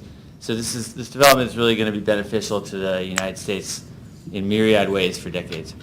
And second, I note that it's been exactly 5 years since we first presented as an information session, and we wanted to say that we are extremely pleased and impressed and thankful for the level of cooperation and coordination, collaboration, and professionalism by NCPC and its staff, and really all the consulting parties. And we wanted to acknowledge that and specifically say thank you today. So thank you very much. Thank you very much, Mr. Bodner. And Mr. Hart, I think you earned your pay today. I know it was long. I was just trying to find ways to cut parts of it out, but then I was like, well, it's kind of missing some of this. And Well, no, it's an important. That was a compliment, Yeah, Carl. it really was. It really was. Thank you. We know you'll rest your jaws when you go home this evening. Thank you, though. Thank you for the thoroughness. It deserves it. It seriously does. So thank you very much. So any questions or comments from the commission? I have a question. Yes, question. Okay, Mr. Bodner, this is for you. Pardon me. I'm sorry. Before we do that, I apologize. Oh. We do have someone who has signed up to speak. Oh. Her name is Miss Loretta Newman from the Committee of 100. And I'm sorry, Miss Newman, and since you're here representing the Committee of 100, you'll have 5 minutes to speak. Thank you. Thank you. Which of these is better to use? This one? The one that works. If they do. Thank you very much, and I've appreciated knowing Mr. Hart, too. I've participated, and you should have copies of my statement, I hope. I've been involved with this from the beginning, so I've been at all the committee, all the meetings, the programmatic agreements and everything. And I thank you, Mr. May, too. And I'm also a resident of Tacoma. I'm not only representing the Committee of 100, and I'm on their Historic Preservation Committee. I'm a past trustee and a longtime member of that. I also live in Tacoma, D.C., and my house, I just counted it up, we're 4 blocks from the entrance of Walter Reed. And I've lived there for almost 45 years, so I know it well, and I knew Walter Reed well the whole time, through a lot of differences. But then also, I'm president of the Alliance to Preserve the Civil War Defenses of Washington, and I was delighted to hear you mention the fact that the Battle of Fort Stevens was also an extremely important, an integral part of the Walter Reed campus. That's where the Confederates all were, and when they were coming down to invade the nation's capital, and were stopped at Fort Stevens, which is on, I hope all of you have been to Fort Stevens. If you haven't, please come out and see it. But it's on, it's between Georgia Avenue and 13th Street, Quackenboss and Rittenhouse. And every year we help the National Park Service with the annual commemoration of the battle, and this year it will be July 13th, and I hope you will come. It's an all-day event, and it's wonderful. So that said, I just wanted to highlight a few of our concerns. We've been pleased with the development of the master plan, so I don't have a lot of objections. My main concern, of course, representing historic preservation, has to do with preserving and reusing carefully the buildings that are left there. And several are going to be torn down. Those houses you saw a picture of, I think it was up there. I certainly have it in the materials that were on your website. So we have lost already some contributing buildings in that portion of the site of the Walter Reed campus. But there are 3 predominant ones, and they've been listed. I'm especially concerned about Building 40 because of its size, and it's an extremely important historic building. It's beautiful, the Georgian architecture, but inside, I don't know what it looks like now, but I did go through it early on, and it's lovely inside, and would make a beautiful, if restored, place, a chancery for a foreign country. What's going to happen to make that happen, though, is for the State Department to be very aggressive in promoting it and marketing it and finding creative ways for financing it and making some exceptions here and there to encourage foreign governments to consider it, and then one of them to actually reuse it. I'm not going to repeat I put in my statement a lot of what he has already shown you, so I won't do that. But I also want to, thanks. But I do want to make sure that the Memorial Chapel is reused, and I'm glad to see that they're committing to do that, and I'm looking forward to working with them on the plans for its reuse. I was also pleased, and didn't put in my statement, but I am pleased about the trees, and preserving the heritage trees to the extent possible, and then where they have to take one down, they're going to have to put others up. So that is the most beautiful part of the Walter Reed campus, the part that the Department of State has, and that when you drive along Alaska Avenue and 16th Street, it's a lovely setting, and of course the setting is important to the historic qualities of the site as well. But I do want to, as I say in my statement, we do want priority to be given to the Building 40 and Building 41. And they shouldn't be the last, they should be the first to be used. And I hope that you will encourage that as well. Thank you very much, Ms. Newman, for your comments. Mr. Chairman, Commissioner Arrington Dixon. I just want to recognize Loretta and thank her for all her work. She didn't mention that she also was one of the founding folks for Neighbors, Inc. Yes. That Well, it was wasn't a founding, I was a past president. Okay. Neighbors Inc. was founded in 1958, so it That's predated long me. before you could have done that. So yeah, she was a great source of support and guidance when I was in all that. Thank you very much, Loretta. Keep it Yes, up. yes, we And miss you. congratulations, We miss congratulations you on your more for- theater too. Thank you, the Tacoma Theater, which we saved, and Yeah. you were helpful on that as well. Yeah, thank you. Comments? Commissioner Wright. Mr. Bodnar, a question for you. I have not read the PA, so that's my next set of questions. But my first question is, so this is prime real estate for anyone, right? Foreign or domestic. And did you consider saying sort of take it or leave it with the historic buildings? With 40 and 41 particularly? I mean, I'm not clear on why that wouldn't be a condition precedent of leasing the parcel.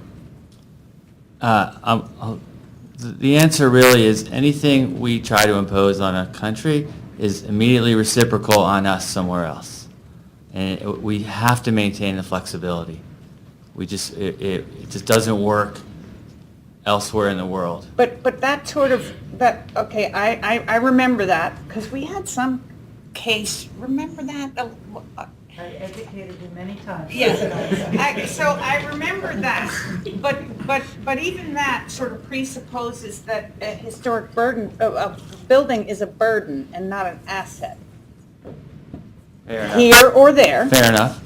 So I guess I don't find that answer acceptable.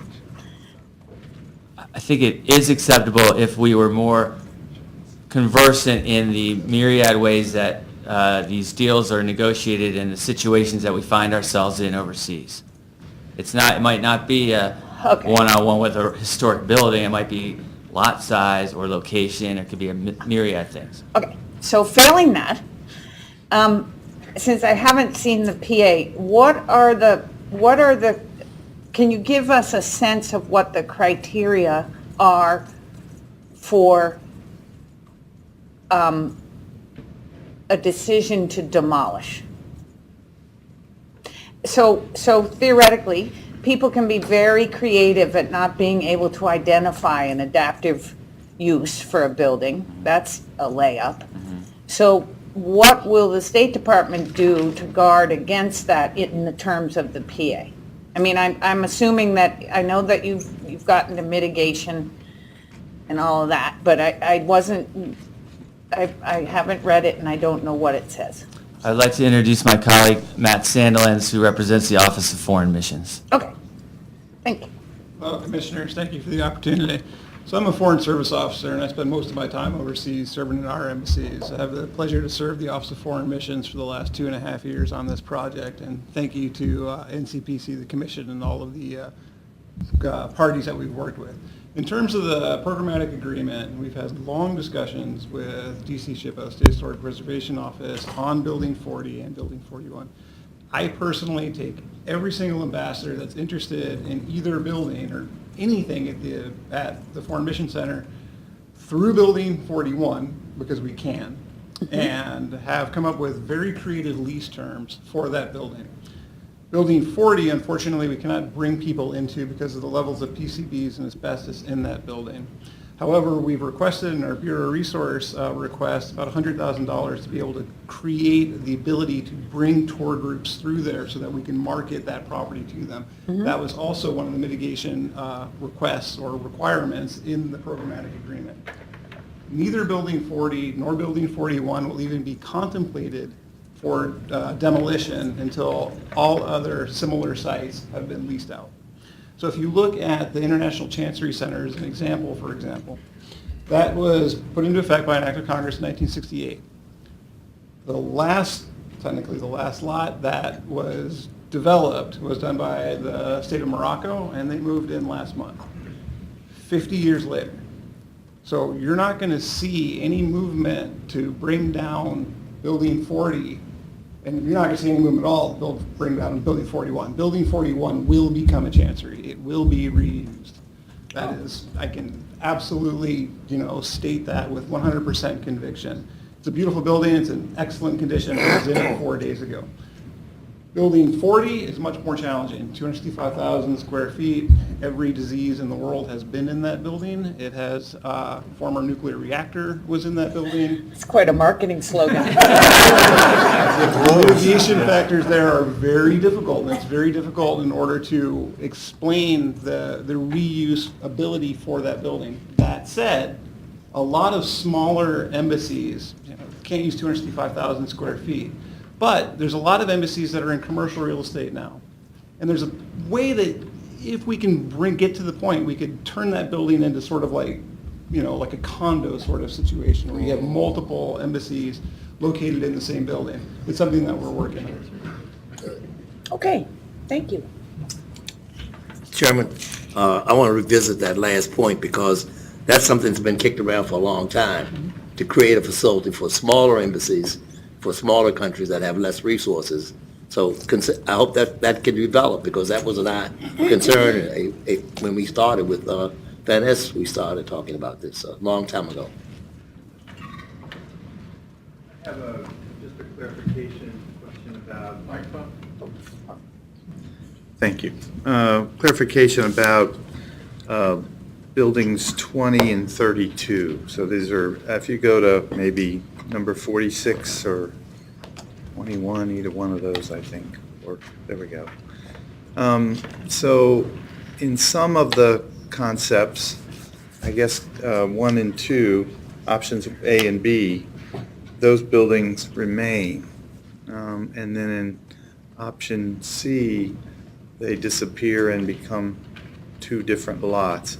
Well, can you talk about what those buildings are? They're obviously not historic, but tell us about those. Certainly. Building 20 is a former military hotel. I was in that 3 days ago as well. We rented it out to the Chinese for 2 years for their construction workers. It's not in the best shape. I would very much like to save that building. The issue behind it, though, is it's also quite large. And so you look at the types of countries that would want a single building of that size. You look at China. China already has a giant embassy at the International Chancery Center. You look at Russia. Russia has a huge compound in Mount Alto right now. So they're done. They're not going to be interested in that building. It's too big. We've been looking at Vietnam, and we've been looking at India, and it's a possibility. So some countries want to build their own from the ground up for various reasons you can probably guess. Other countries would like something they can move into. I am hopeful that Building 20 can be saved. Building 32 is a gymnasium, so it is an enormous basketball court. Actually, it's double basketball courts. Impossible to heat, impossible to cool. Most of the interior of that has been gutted or damaged because the roof on it was not in great shape. So there's an exercise facility with hardwood floors that now should be a skate park. So those are those 2 buildings. Thank you. Thank you. Commissioner Tugvat. Thank you, Mr. Chairman, and thank you for this. I was reviewing a number of the DDOT recommendations before and some of the correspondence back and forth, and it seems like a number of the concerns have been addressed. So thank you for that. One question I have that I think this is actually a good example of it. At the turnaround on 14th Street at the cul-de-sac, is there a sidewalk that goes all the way around it? And if so, how does that interact with the property lot line with Children's? It does not impact Children's lot line, and yes, there is a sidewalk that goes around. So within that there is, because I mean that it goes right up against the property line, it looks like. Actually, it's kind of interesting because the property line is right up to the corner. So what you're going to have is you're going to have a pedestrian access and a bicycle access that goes along that east line on next to Children's. Slide 34. That's the one. Yeah, so I guess just here that it's just that if you look right there, yeah, it's very close. So I've worked with Children's a lot on their property. That will not be the main entrance to Children's property. That's actually the back side of their property, and they will not be bringing people in through that entrance. Okay, but there will be a sidewalk there. Yeah. That's on your side of the lot. A bike lane and sidewalk. Okay. Thank you. Other, Commissioner Argo. I just wanted to echo the comment that you made. I'm aware of the, and I'm telling you something you already know. So I'm aware on New Mexico Avenue in the district, there is a Chancery building that has, I think there's like 6 or 7, right down the street from American University, there's like 6 or 7 Caribbean chanceries in that building, and it was essentially designed that way for the smaller, for these small countries, and they're all together in this building, which is actually falling apart. But just to echo the comment that if it would be interesting if there was a way to market 41, is that the right one I'm talking about? 40. In a way that could accommodate the way that's the only one that I'm aware of in the district. I'm just happen aware of it because I live in that neighborhood. And anyway, it's a thought, and it's probably something you've already thought of. And I can address that. There are ways to market Building 40 to make it attractive as soon as it is physically safe to enter. Yeah. It looks sort of like an H as you take a look at it, and the center atrium, the center building itself, where the number 40 is right there. Oh, yeah, right. It's basically a large auditorium. Right. And I had conversations with the Embassy of Jamaica, the Embassy of the Sudan, and the Embassy of Timor-Leste. And one of the things they mentioned to me was that there's a lack of event space.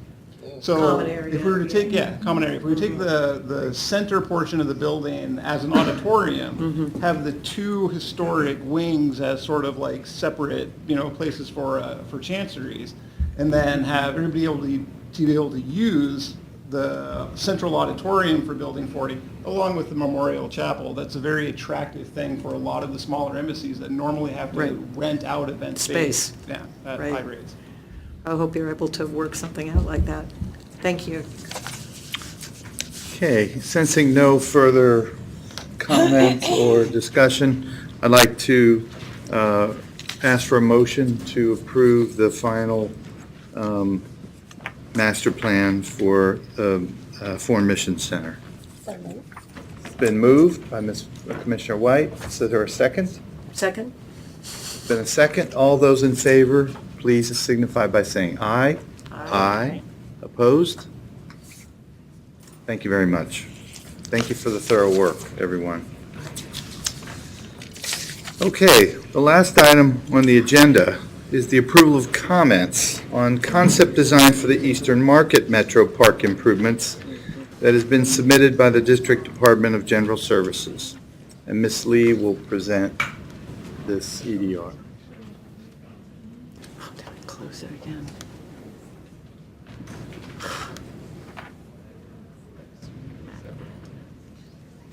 Okay. So, good afternoon, members of the Commission. The District Department of General Services has submitted a concept design for the Eastern Market Metro Park improvement. The Eastern Market Metro Park is located in the Capitol Hill Historic District in Southeast Washington, D.C. The park is located between two commercial districts, including Eastern Market and Barracks Row. The historic Eastern Market building is located a block north along 7th Street. The Marine Barracks, Washington, is located 2 blocks south along 8th Street. Here is a closer look at the site. The 6.5-acre site is bound by 9th Street to the east, 7th Street to the west, D Street to the north and south, and bisected by Pennsylvania Avenue and 8th Street. The site is surrounded by residential development to the north and east, and commercial uses to the south and west. The Southeast Neighborhood Library is located to the west along 7th Street. The Eastern Market Metro Station entrance is located on the southwest portion of the site. The current park design consists of circular planting beds, walkways, and benches. The site is divided into 8 reservations controlled by 3 separate entities. The triangular parcels are under the jurisdiction of the District of Columbia government. The medians are under the jurisdiction of MPS. The southwest segment of the site is under the jurisdiction of the Washington Metropolitan Area Transit Authority. NCPC has advisory review of project components located on district land and approval authority for the components located on MPS land. So the project goals are to update the park programming, material safety and sustainability, improve circulation and wayfinding, introduce a playground, improve the relationship with the public library, and regain the South Carolina Avenue access as a view shed. Staff supports the overall project goals and program resulting from a robust community outreach to improve an underutilized park and create a destination for the community. The Eastern Market Metro Reservation is a contributing resource to the land fund plan of the City of Washington. However, the current park design is not indicated as historic in the listing. The site was originally configured as a rectangular open space in the 1901 Macmillan Plan, but is now divided into 8 reservations bisected by Pennsylvania Avenue and 8th Street Southeast. Since the beginning, the park has served as a transportation hub, first for stagecoaches and then for streetcars, as you can see on the picture on the left that shows the streetcar alignment along Pennsylvania Avenue turning south on 8th Street. As shown on the picture on the right, today the site includes bus stops, bike facilities, and an entrance to the Eastern Market Metro Station. The site constraints include the Metro Tunnel, which is approximately 25 feet below the medians, underground water utilities, which are about 5 feet below ground, the South Carolina Avenue access, and the low points where bioretention areas will be located. Design team organized the site into 6 parcels. The main parcels are 1 and 4, which are colored on the slide. Staff finds that parcel 1, located on the northeastern corner of the site, has a local and intimate character, but that is more aligned with the surrounding residential neighborhood. By contrast, parcel 4, located on the southwestern corner of the site, is a transit hub and gateway to Eastern Market and serves the surrounding retail and public library. Staff supports a park design that highlights these 2 parcels as distinct in function and character, but that can be visually linked by the diagonal axis of South Carolina Avenue.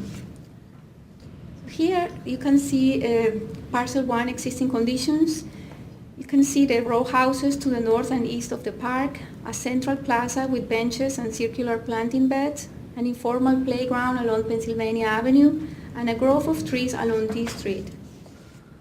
Parcel 4 existing conditions consist of retail to the west and south, the Southeast Neighborhood Library across 7th Street, the Eastern Market Metro Plaza, bike facilities, and bus stops along Pennsylvania Avenue. Parcels 3 and 6 are smaller triangular parcels located along D Street and adjacent to ground floor retail. They are mostly paved areas with few trees. Parcel 2 and 5 are the 2 grassy medians along Pennsylvania Avenue between 7th and 9th Streets. You can see some shrubs and rose plants. The proposed design includes a variety of programming to serve the surrounding vibrant community. The key elements of Parcel 1 include a playground, splash pad, a paved area with movable furniture, lawn area for active and passive recreation, a circular plaza and walkways, bioretention area along Pennsylvania Avenue, 2 shade structures. In terms of Parcel 4, there is a plaza to serve high pedestrian traffic coming from the metro and library events, a tabletop connection to the library, 2 bosque areas to provide shaded seating areas, lawn areas, a bioretention area along D Street. There is a water feature near the library, 2 shade structures, public art at the center of the plaza, and a food and beverage kiosk within the bosque. The medians along Pennsylvania Avenue will be replanted with 2 rows of crabapple trees and native pollinator habitat consisting of perennials and grasses to provide an accent and discourage jaywalking. Parcels 3 and 6 are the northwest and southeast blocks of D Street. A portion of D Street will be closed to vehicular traffic, creating new pedestrian spaces with movable furniture and landscape areas. So here is an overall view looking southwest. You can see the playground along D Street, which is a residential street, as opposed to Pennsylvania Avenue. You can also see the proposed movable tables and chairs near the corner of Parcel 1, splash pad, grassy area, and circular plaza. Here is a view looking north towards the playground. You can see a shade structure in the background. The circular plaza located to the left of the image will serve as a performance area. Here is a view looking east. You can see another shade structure in the background along 9th Street.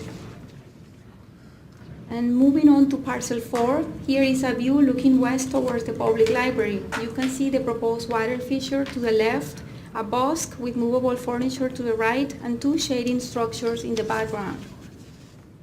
Here is a view looking towards the metro canopy. You can see the proposed public art opportunity in the background.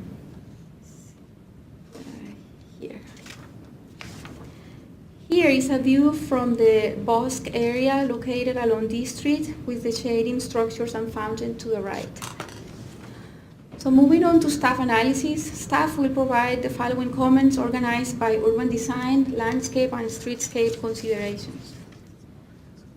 So according to the urban design element of the comprehensive plan, the South Carolina Avenue viewshed is a significant vista along a radiating avenue that provides diagonal views between parks within the historic city. South Carolina Avenue connects public spaces such as Garfield, Marion, and Eastern Market metro parks, but does not provide views to civic buildings. While the corridor is important as a visual and physical connector between local parks, it does not rise to the same level as other major vistas such as Pennsylvania Avenue or Maryland Avenue leading to the U.S. Capitol building. The concept design includes circular plazas, diagonal and orthogonal walkways. Here you can see the proposed diagonal path that recreates the South Carolina Avenue axis. As you can see, the axis gets lost among the busy composition and variety of program elements. Therefore, staff recommends strengthening South Carolina Avenue as a visual connection between public spaces while providing a flexible ground treatment to accommodate congregating and placemaking activities. The diagonal axis could accommodate the following elements where possible: a walkway to provide pedestrian route within each park, paving and planting areas, trees and benches on both sides of the historic South Carolina Avenue cartway to define the access. Here is the view along Pennsylvania Avenue looking towards the U.S. Capitol. The applicant is working with NPS to replant the 2 medians along Pennsylvania Avenue. NPS has indicated that the proposed landscape improvements are historically appropriate and consistent with the existing vegetation along the avenue. Views along Pennsylvania Avenue towards the Capitol will be maintained. As the project evolved, staff requests that the applicant continue coordinating with NPS to ensure that the proposed landscape and streetscape design along the medians are consistent with the rest of Pennsylvania Avenue and do not impact views to the U.S. Capitol. In general, each park is less than an acre in size. Staff recommends that given the modest scale of the parks, the applicant limit the amount of facilities and consider the additional design changes, including simplifying the proposed geometry in order to establish a more legible design hierarchy and emphasize the streets and design intent of the landfund plan, integrating the proposed water features into the site design to establish a focal point instead of treating them as leftover elements. Consider function, orientation, circulation, and views while placing these elements.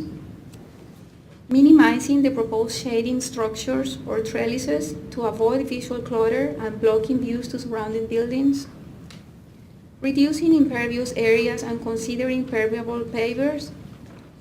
And maintaining the Capitol Bike Share Station and other bike racks parallel to surrounding streets in order to improve pedestrian flow. The site currently has approximately 123 trees, and 60% of those trees are understory trees. The tree shown in orange on parcel 1 is an existing evergreen tree dedicated to a community member. The community decorates this tree during the holidays. The tree will be incorporated into the landscape design. The landscape design intent is to provide shade for park users and preserve existing trees as much as possible. Approximately 68 trees will remain and 55 trees will be removed due to health issues and conflicts with utilities, views, and bioretention areas. The proposed landscape plan will add 129 new trees, including new street trees, to create a continuous streetscape. Here is the proposed landscape palette, which consists of large shade trees in order to improve visibility, safety, and wayfinding.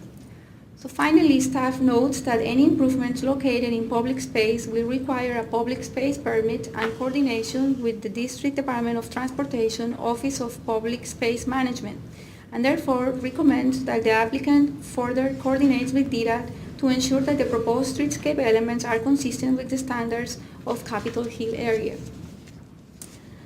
To conclude, the Executive Director's recommendation is for the Commission to support the overall project goals and program, recommend strengthening South Carolina Avenue as a visual connection between public spaces while providing a flexible ground treatment, request that the applicant continue coordination with NTS, recommends that given the modest scale of the parks, the applicant limit the amount of facilities and consider additional design changes, notes that any improvements located in public space will require a public space permit. With this, I conclude my presentation. I'm available for questions. The applicant and design team are here as well. Thank you. Okay, well, first of all, Ms. Lee, I'd like to commend you. This is a very complex site. I think that your presentation was very clear and very thoughtful in the way, the visual presentation and also the way you conveyed the concept. So thank you very much. And I also want to commend the design team for the thorough work on this and for the commission staff who have been working on this to get us to this point. I need to make note that at the moment we do not have a quorum. And so we are attempting to get one representative back, but that may not happen. In the event that that doesn't happen, we still want to have comment today, and then we can follow up with a notational vote, which can be done in the ensuing days or week, and then we can continue with the process. So we don't want to hinder discussion about the comments at this point, and just like to carry on in that fashion. So are there comments or questions for Ms. Lee? Commissioner Trueblood. Thank you, Mr. Chair. So could you pull up 58? This is the landscaping plan. It's actually a technical question showing the trees, and it wasn't clear to me in parcel 2, which I think in previous, so there are no trees showing in parcel 2 right there, even though I think in previous slides it had shown another double row of trees. Oh. That's the MPS, Oh, is that why? the other one. I think that's a mistake because I understand that they will propose 2 rows of trees on both medians. Yeah, that's. I think that was our understanding too. So I just want to clarify that. Good I think that's catch. important. If we could just keep it here, because I have just one comment, which is I think we're interested, and I think we've given this as well. D Street Southeast is a really interesting interaction. You know, you have the shops along the south side there, and I think I just want to raise the thought about how that interacts across to the park, because there's a lot of kind of commercial and people, and so is it kind of blocked going north? Is it meant to be interactive and have some relationship between those two?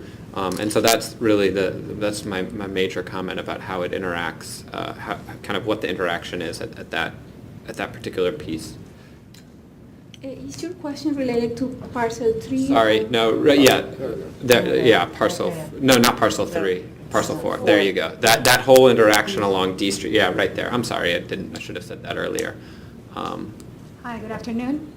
My name is Paola Moya with Moya Design Partners. The idea on D Street is to add more trees. We also have a bioretention area. there is going to be gravel on the surface of the space so that we also have seating, chairs and tables. So the idea is correct. As D Street has that retail component, the idea is that people can spill out and then enjoy, that space under the trees with seats and tables. So just to clarify, that section of D Street is also being proposed to be closed? No. I didn't think so. I got People confused by can your comments. walk, but it's not like we are closing at all. I mean, you jaywalk. Closed to vehicles? Yeah, No? we're not closing the No. vehicular So, path. could you clarify where the street, you talked about gravel, where would that be as opposed to, is it in the park side In the of- park side. Yes, okay. Correct. Thank you. But we are proposing to close the east side of D Street on the south side, That is correct? correct. Yeah, and I'd like to ask a little bit about that. That one I'm not as concerned about.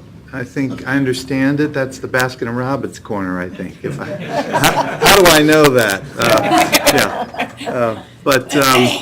But I am interested more in the northwest D Street side that's being closed. I guess that's parcel 6? I can't read the number because it's dark there. Yeah, that's parcel Oh, 6. yeah, by Trader Joe's, yes.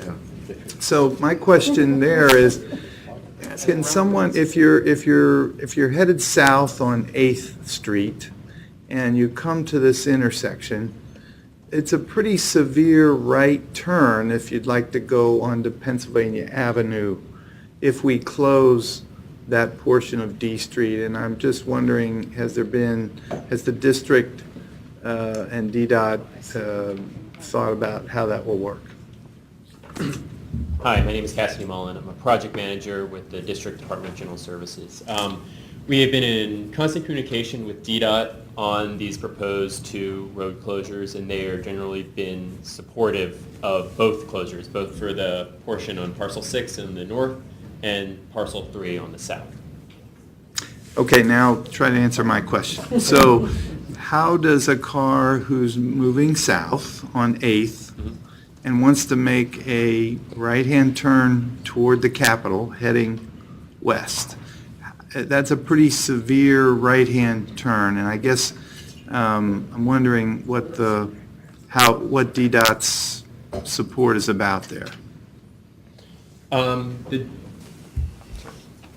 So the general reasoning for closing the streets up there, I guess if I can go back to the We're getting there, I one think. of the slides, is that currently the intersection, and this is both intersections for 8th and D Street, both for the north side and the south side, it's too close to the intersection of Pennsylvania Avenue and 8th Street to have another traffic signal there. So if anyone's been to the site right now, it's sort of a mess of traffic where you have people trying to sneak in, hit the accelerator to quickly get onto 8th Street to then get to Pennsylvania Avenue or point south or north. And so the general idea behind closing these 2 areas is that it would lessen the congestion at these 2 intersections.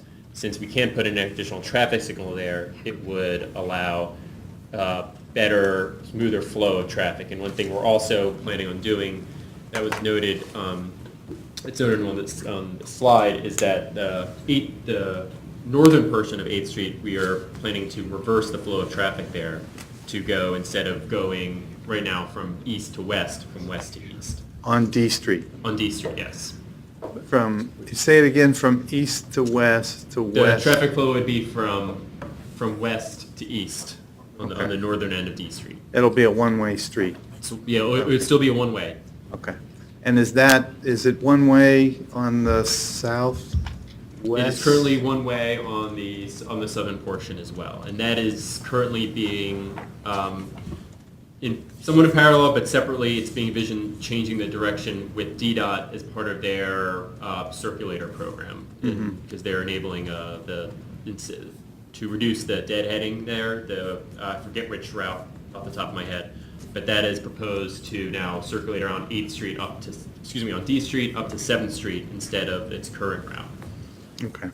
So I would like, next time these are comments for concept design, but I would like some comment when we get to the next phase here, if you could share with us the thoughts about how cars will maneuver through that intersection heading west on Pennsylvania Avenue from 8th Street. Slowly. Yes. I'll turn over to introduce a member of my team who can give a more thorough answer to that, but in addition, we are performing a full traffic study for the impacts of these on any intersections, not just in the immediate vicinity of the Metro Park, but for the intersections on the next ring outward. And to your point about the sharp turn, we did discuss this with DDOT, and we will be reviewing the radii of the two pork chops that they are eliminated now. So that sharp turn wouldn't be a sharp turn anymore. Thank you. There you go. Commissioner Trueblood. Could I just finish can I add to the comment in terms of what I think would be helpful to see next time is the D Street Southeast that is south of parcel 4. I would love to come back to see what that's the FedEx D Street, for those who know. That's how we're going to reply. We got the FedEx, we got the Starbucks. we got the Trader Joe's D Street. So anyway, I would love for some views or renderings of what that experience will look like.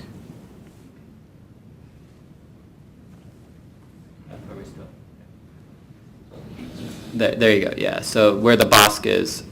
Yeah. Just how that interacts with the businesses on the south side of D Street and what that experience is like. Thank you. It's a bad experience when FedEx is dropping off and picking up. It's a lot. We're gonna have lots. It gets blocked all the time. Well, and so does so does the Trader Joe's little dog leg. Yeah. My kid used to work at Trader Joe's, and I was one of the people blocking it by dropping her off all the time. Anyway, is it my turn? Would you like to take the floor, Commissioner Wright? Yeah. Go right ahead. But just briefly. And this has to do with program, which I know is handed to you, but it feels like there was a community meeting and a list was made up of everything that everybody wanted under their Christmas tree, and everybody got it. But it feels like it's too much. It's trying to be too many things, and as a result of being too many things, it may not do any of them well. When the last paver is put in, I mean, and this again is it's not a design problem so much as it's a programming problem. It just feels like you've been asked to, and we do this at GSA all the time because we have client agencies and they want everything, and saying no when you're in the service business is difficult. But I would urge you to just say no to some of this. It feels like it could really use a breather, a little bit of simplification. I mean, that's all. Great. Well, my name is Stephanie Penkwicks. I'm a partner with Land Design and the Landscape Architects with DGS and Moya on the project. And we've actually heard similar comments from CFA, so I think you're very well aligned with them. You are correct. Many people in the community want this park to serve a great many aspirations, and they worked on the community plan in 2010 and then again in 2015. But definitely, I think your comments are very well aligned with CFA's. I mean, maybe the thing to do is there any possibility for movement on the program, or is this like all must include? I mean, I think we would definitely want to hear any comments. I think there are certain things in the community's mind that are very fixed, like they very much want a bosque of trees. Like that is a key element. I can understand why. So maybe they can be pressed if I didn't read the CFA letter on this one. Maybe they can be pressed to establish a hierarchy or a priority list, and something could drop off. Because it's already such a difficult, I think this is much more difficult than the Peace Corps Memorial to solve. Sorry. Well, it would be helpful to hear what those priorities are. I think she was going to give you some. And just to echo, as we are also looking at the master plan with all the revisions and comments from all the agencies, definitely we are looking into simplifying forms. Yeah. So that the plan, when you say it, it has that breather that you were expressing, and it's you still have program, but it doesn't feel so much in there. There are, as Susan explained, some components of the program that definitely they want to see, especially because the North Park, it's more of the park for the kids, and it's Right. more playful. And so we have some features there, like the playground, the fountain for the kids, and then space for them to relax. The south portion, which is parcel 4, it's more transient and it's more busy. It's a different vibrancy. So we're definitely keeping the bosque. There is also a connection with the library, and the library Right. wants to be able to do program outside. So use right in front of the library space and have seating and other programs there during the spring and summer. So those are the 2 parcels that generally have the most program. And then you have also the metro. So it adds a lot. Yeah. In addition with some of the constraints that we have with the South Carolina corridor and then the WMATA, etc. We try to simplify more the mediums and also the 2 parcels 6 and 3. But in the next iterations, you definitely are going to see a more simplified design, but with some of the main features. Thank you. Commissioner May. Okay, so thanks. It was very nice to see this. We've been kind of expecting something like this to come for, 13 years. When these parks were transferred to the District of Columbia as part of the DC Federal Lands Act that was passed in early 2006. And of course, I'm very interested in this because I live about a block away, and I experience this on a daily basis. I have a few comments. I mean, first of all, I agree with all the comments I've heard so far, particularly about simplifying and trying to do a little bit less, because it does, even though I've seen earlier iterations that were more complex, and more complex in the paving and in what was trying to be accomplished. I mean, this is simpler, but it's still too complex. And I think it'll be good to see a version that's more simplified. I am very happy to see that in this iteration, the closures of those short sections of D Street have been incorporated, because I've seen other versions where they were going to be closed and they weren't going to be closed and they're going to be closed. Please, I hope it stays this way. Because I think it is an important safety improvement, because it's difficult to really understand what's happening there when you approach and try to cross at D Street cross 8th from D, when you're a pedestrian or a cyclist, or if you're in a car, do you stop, north of D when you're approaching the light and there's only stacking space for 2 cars. You have to look at a lot of different things and read a lot of minds in order to cross safely.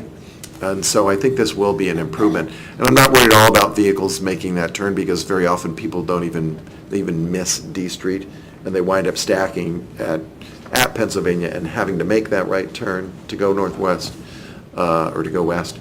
And it's usually not a problem. They don't have to swing too far out, even with the existing curb radius. I wouldn't want the curb radius to get too big, because then that encourages people to go through it fast, and we don't want that either.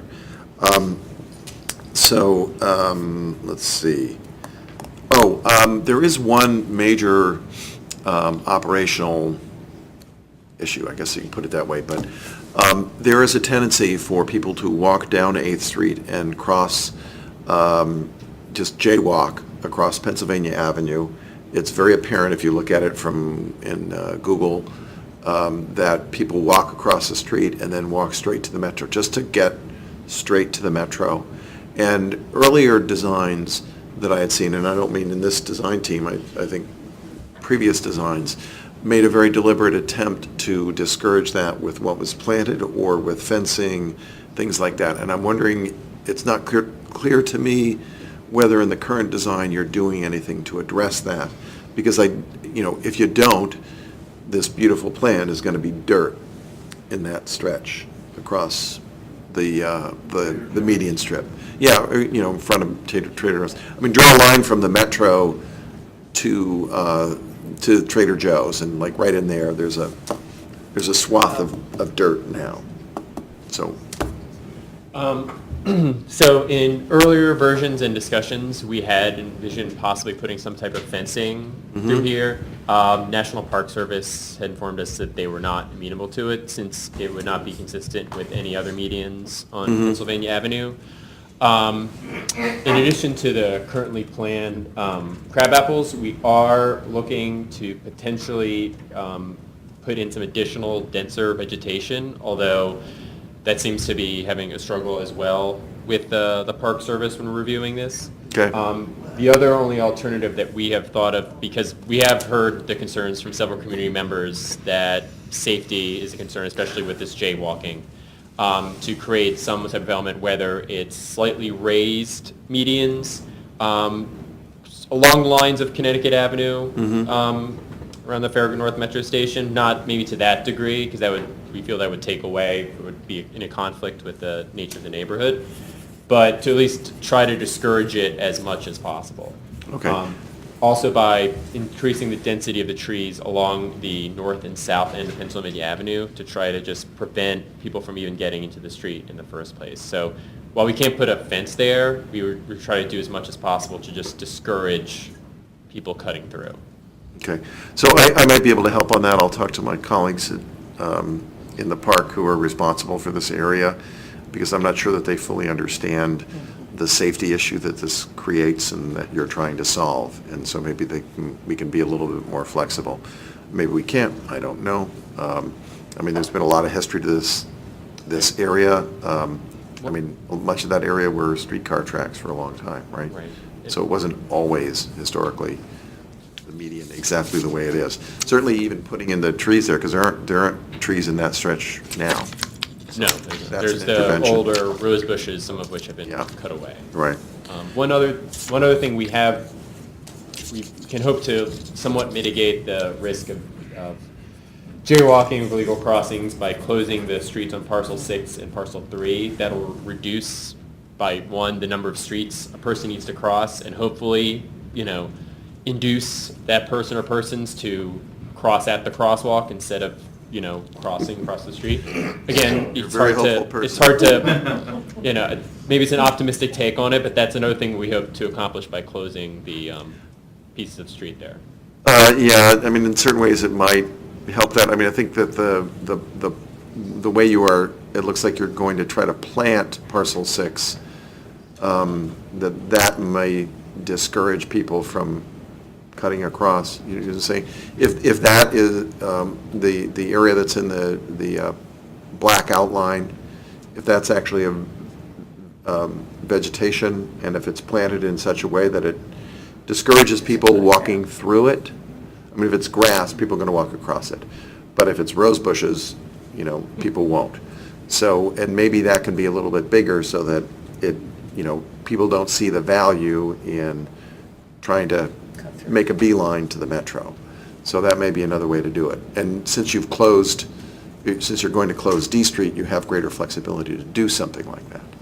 So I would suggest looking at that, and again, I'll talk to my colleagues about it.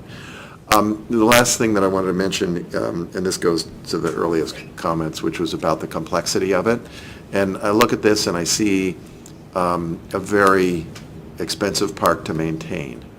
And I don't know if you have a plan, or whether like the Barracks Row Association or the Capitol Hill Bid or anybody like that is going to get involved in maintaining this. But if they're not, I'm really worried about it being maintained into the future. Remember, it's been in the district's possession for 13 years. And, I mean, I'm not saying that we did that great a job with it when we had it, but it's not very well maintained now. And the extent to which it is maintained is because the bid, I think, goes out and does certain things. So I would, we got to make sure that this is something that can be maintained in whatever form it winds up being built. So our current plan is that once elements of this park are completed, they would be turned over to the bid for maintenance. And we are in the early stages of having that conversation with them. We're trying to use, and since their design is farther advanced than this, and the construction or timeline is farther advanced, Franklin Park, we're trying to use that as somewhat of an analog to this, because the bid's going to be taking over maintenance. We're going to try to use that framework along the lines here. Okay, keep in mind that for Franklin, they were intending to impose a special tax on the people who immediately abut the park, and I'm not sure you're going to get that option here. So there's a lot less real estate value immediately surrounding this. There's only one very large building, and as opposed to Franklin, which is ringed by all of them. So anyway, thank you. Mr. Chairman. Commissioner Dixon. I heard in your presentation, movable furniture? Is that was, how do you manage movable furniture? I can answer that. That's when you need a bid, right? We have that arrangement with a number of bids in our parks, and they put out tables and chairs, and they get locked up at night, or they get packed away or something like that, and then somebody goes out and puts them all out in the morning, and it's just like you're in a park in Paris. That's correct. As Cassie mentioned, the relationship with the bid will be important because just like in Franklin Park, every morning they organize the chairs and tables, and then at sunset, yes, they remove them. So that's the way that keeping the eyes in the park is important to have that flexibility, and also not having furniture that is so bulky that it doesn't give that that flow of people to move around. So yeah. Commissioner Argo. Yeah, I have a quick question about the playground, because I can't see all the detail. By the way, if you want to see what's really happening there, to your point, Commissioner, go to that annotated concept plan, and you can see, whoa, everything that's going on. Anyway, is the playground expected to be fenced? Yes. Yes, that's correct. It would be fenced, and the idea is to have a select locations of entry through a gate, and that would allow for just containment, so kids aren't running out in the street. I didn't Yes, see anything that looked like it, so I just wanted to make sure that was in the concept, Yes, having that's just correct. spent a week with a 5-year-old and a... Yes, we want to contain them. Would be the word of the day. Thank you. And it does seem like, as you look, if you take the comments from the commission staff about the vista of South Carolina Avenue, that space and that shape is going to be further evolved as you think through some of those things. Yeah. I think we've given a lot of great comments here. Really want to thank the team, both the commission staff and the design team, for a lot of thoughtful work on this, and we look forward to seeing the next evolution. And again, today we can't take an official vote because we're currently lacking a forum, but those that... Quorum, I'm sorry. I said forum. I apologize. No, excuse me. We have plenty of forums, yes. Yeah. Just to clarify, our bylaws are very specific about quorum, so we have to have both a certain number of appointees and a certain number of ex officio members, and unfortunately, we're lacking 4 ex officios. So I will send out both the video and a notational vote early next week so that we can provide feedback in a timely fashion. So. Thank you very much. So I think that concludes our open session agenda, and so this meeting is now adjourned. Thank you.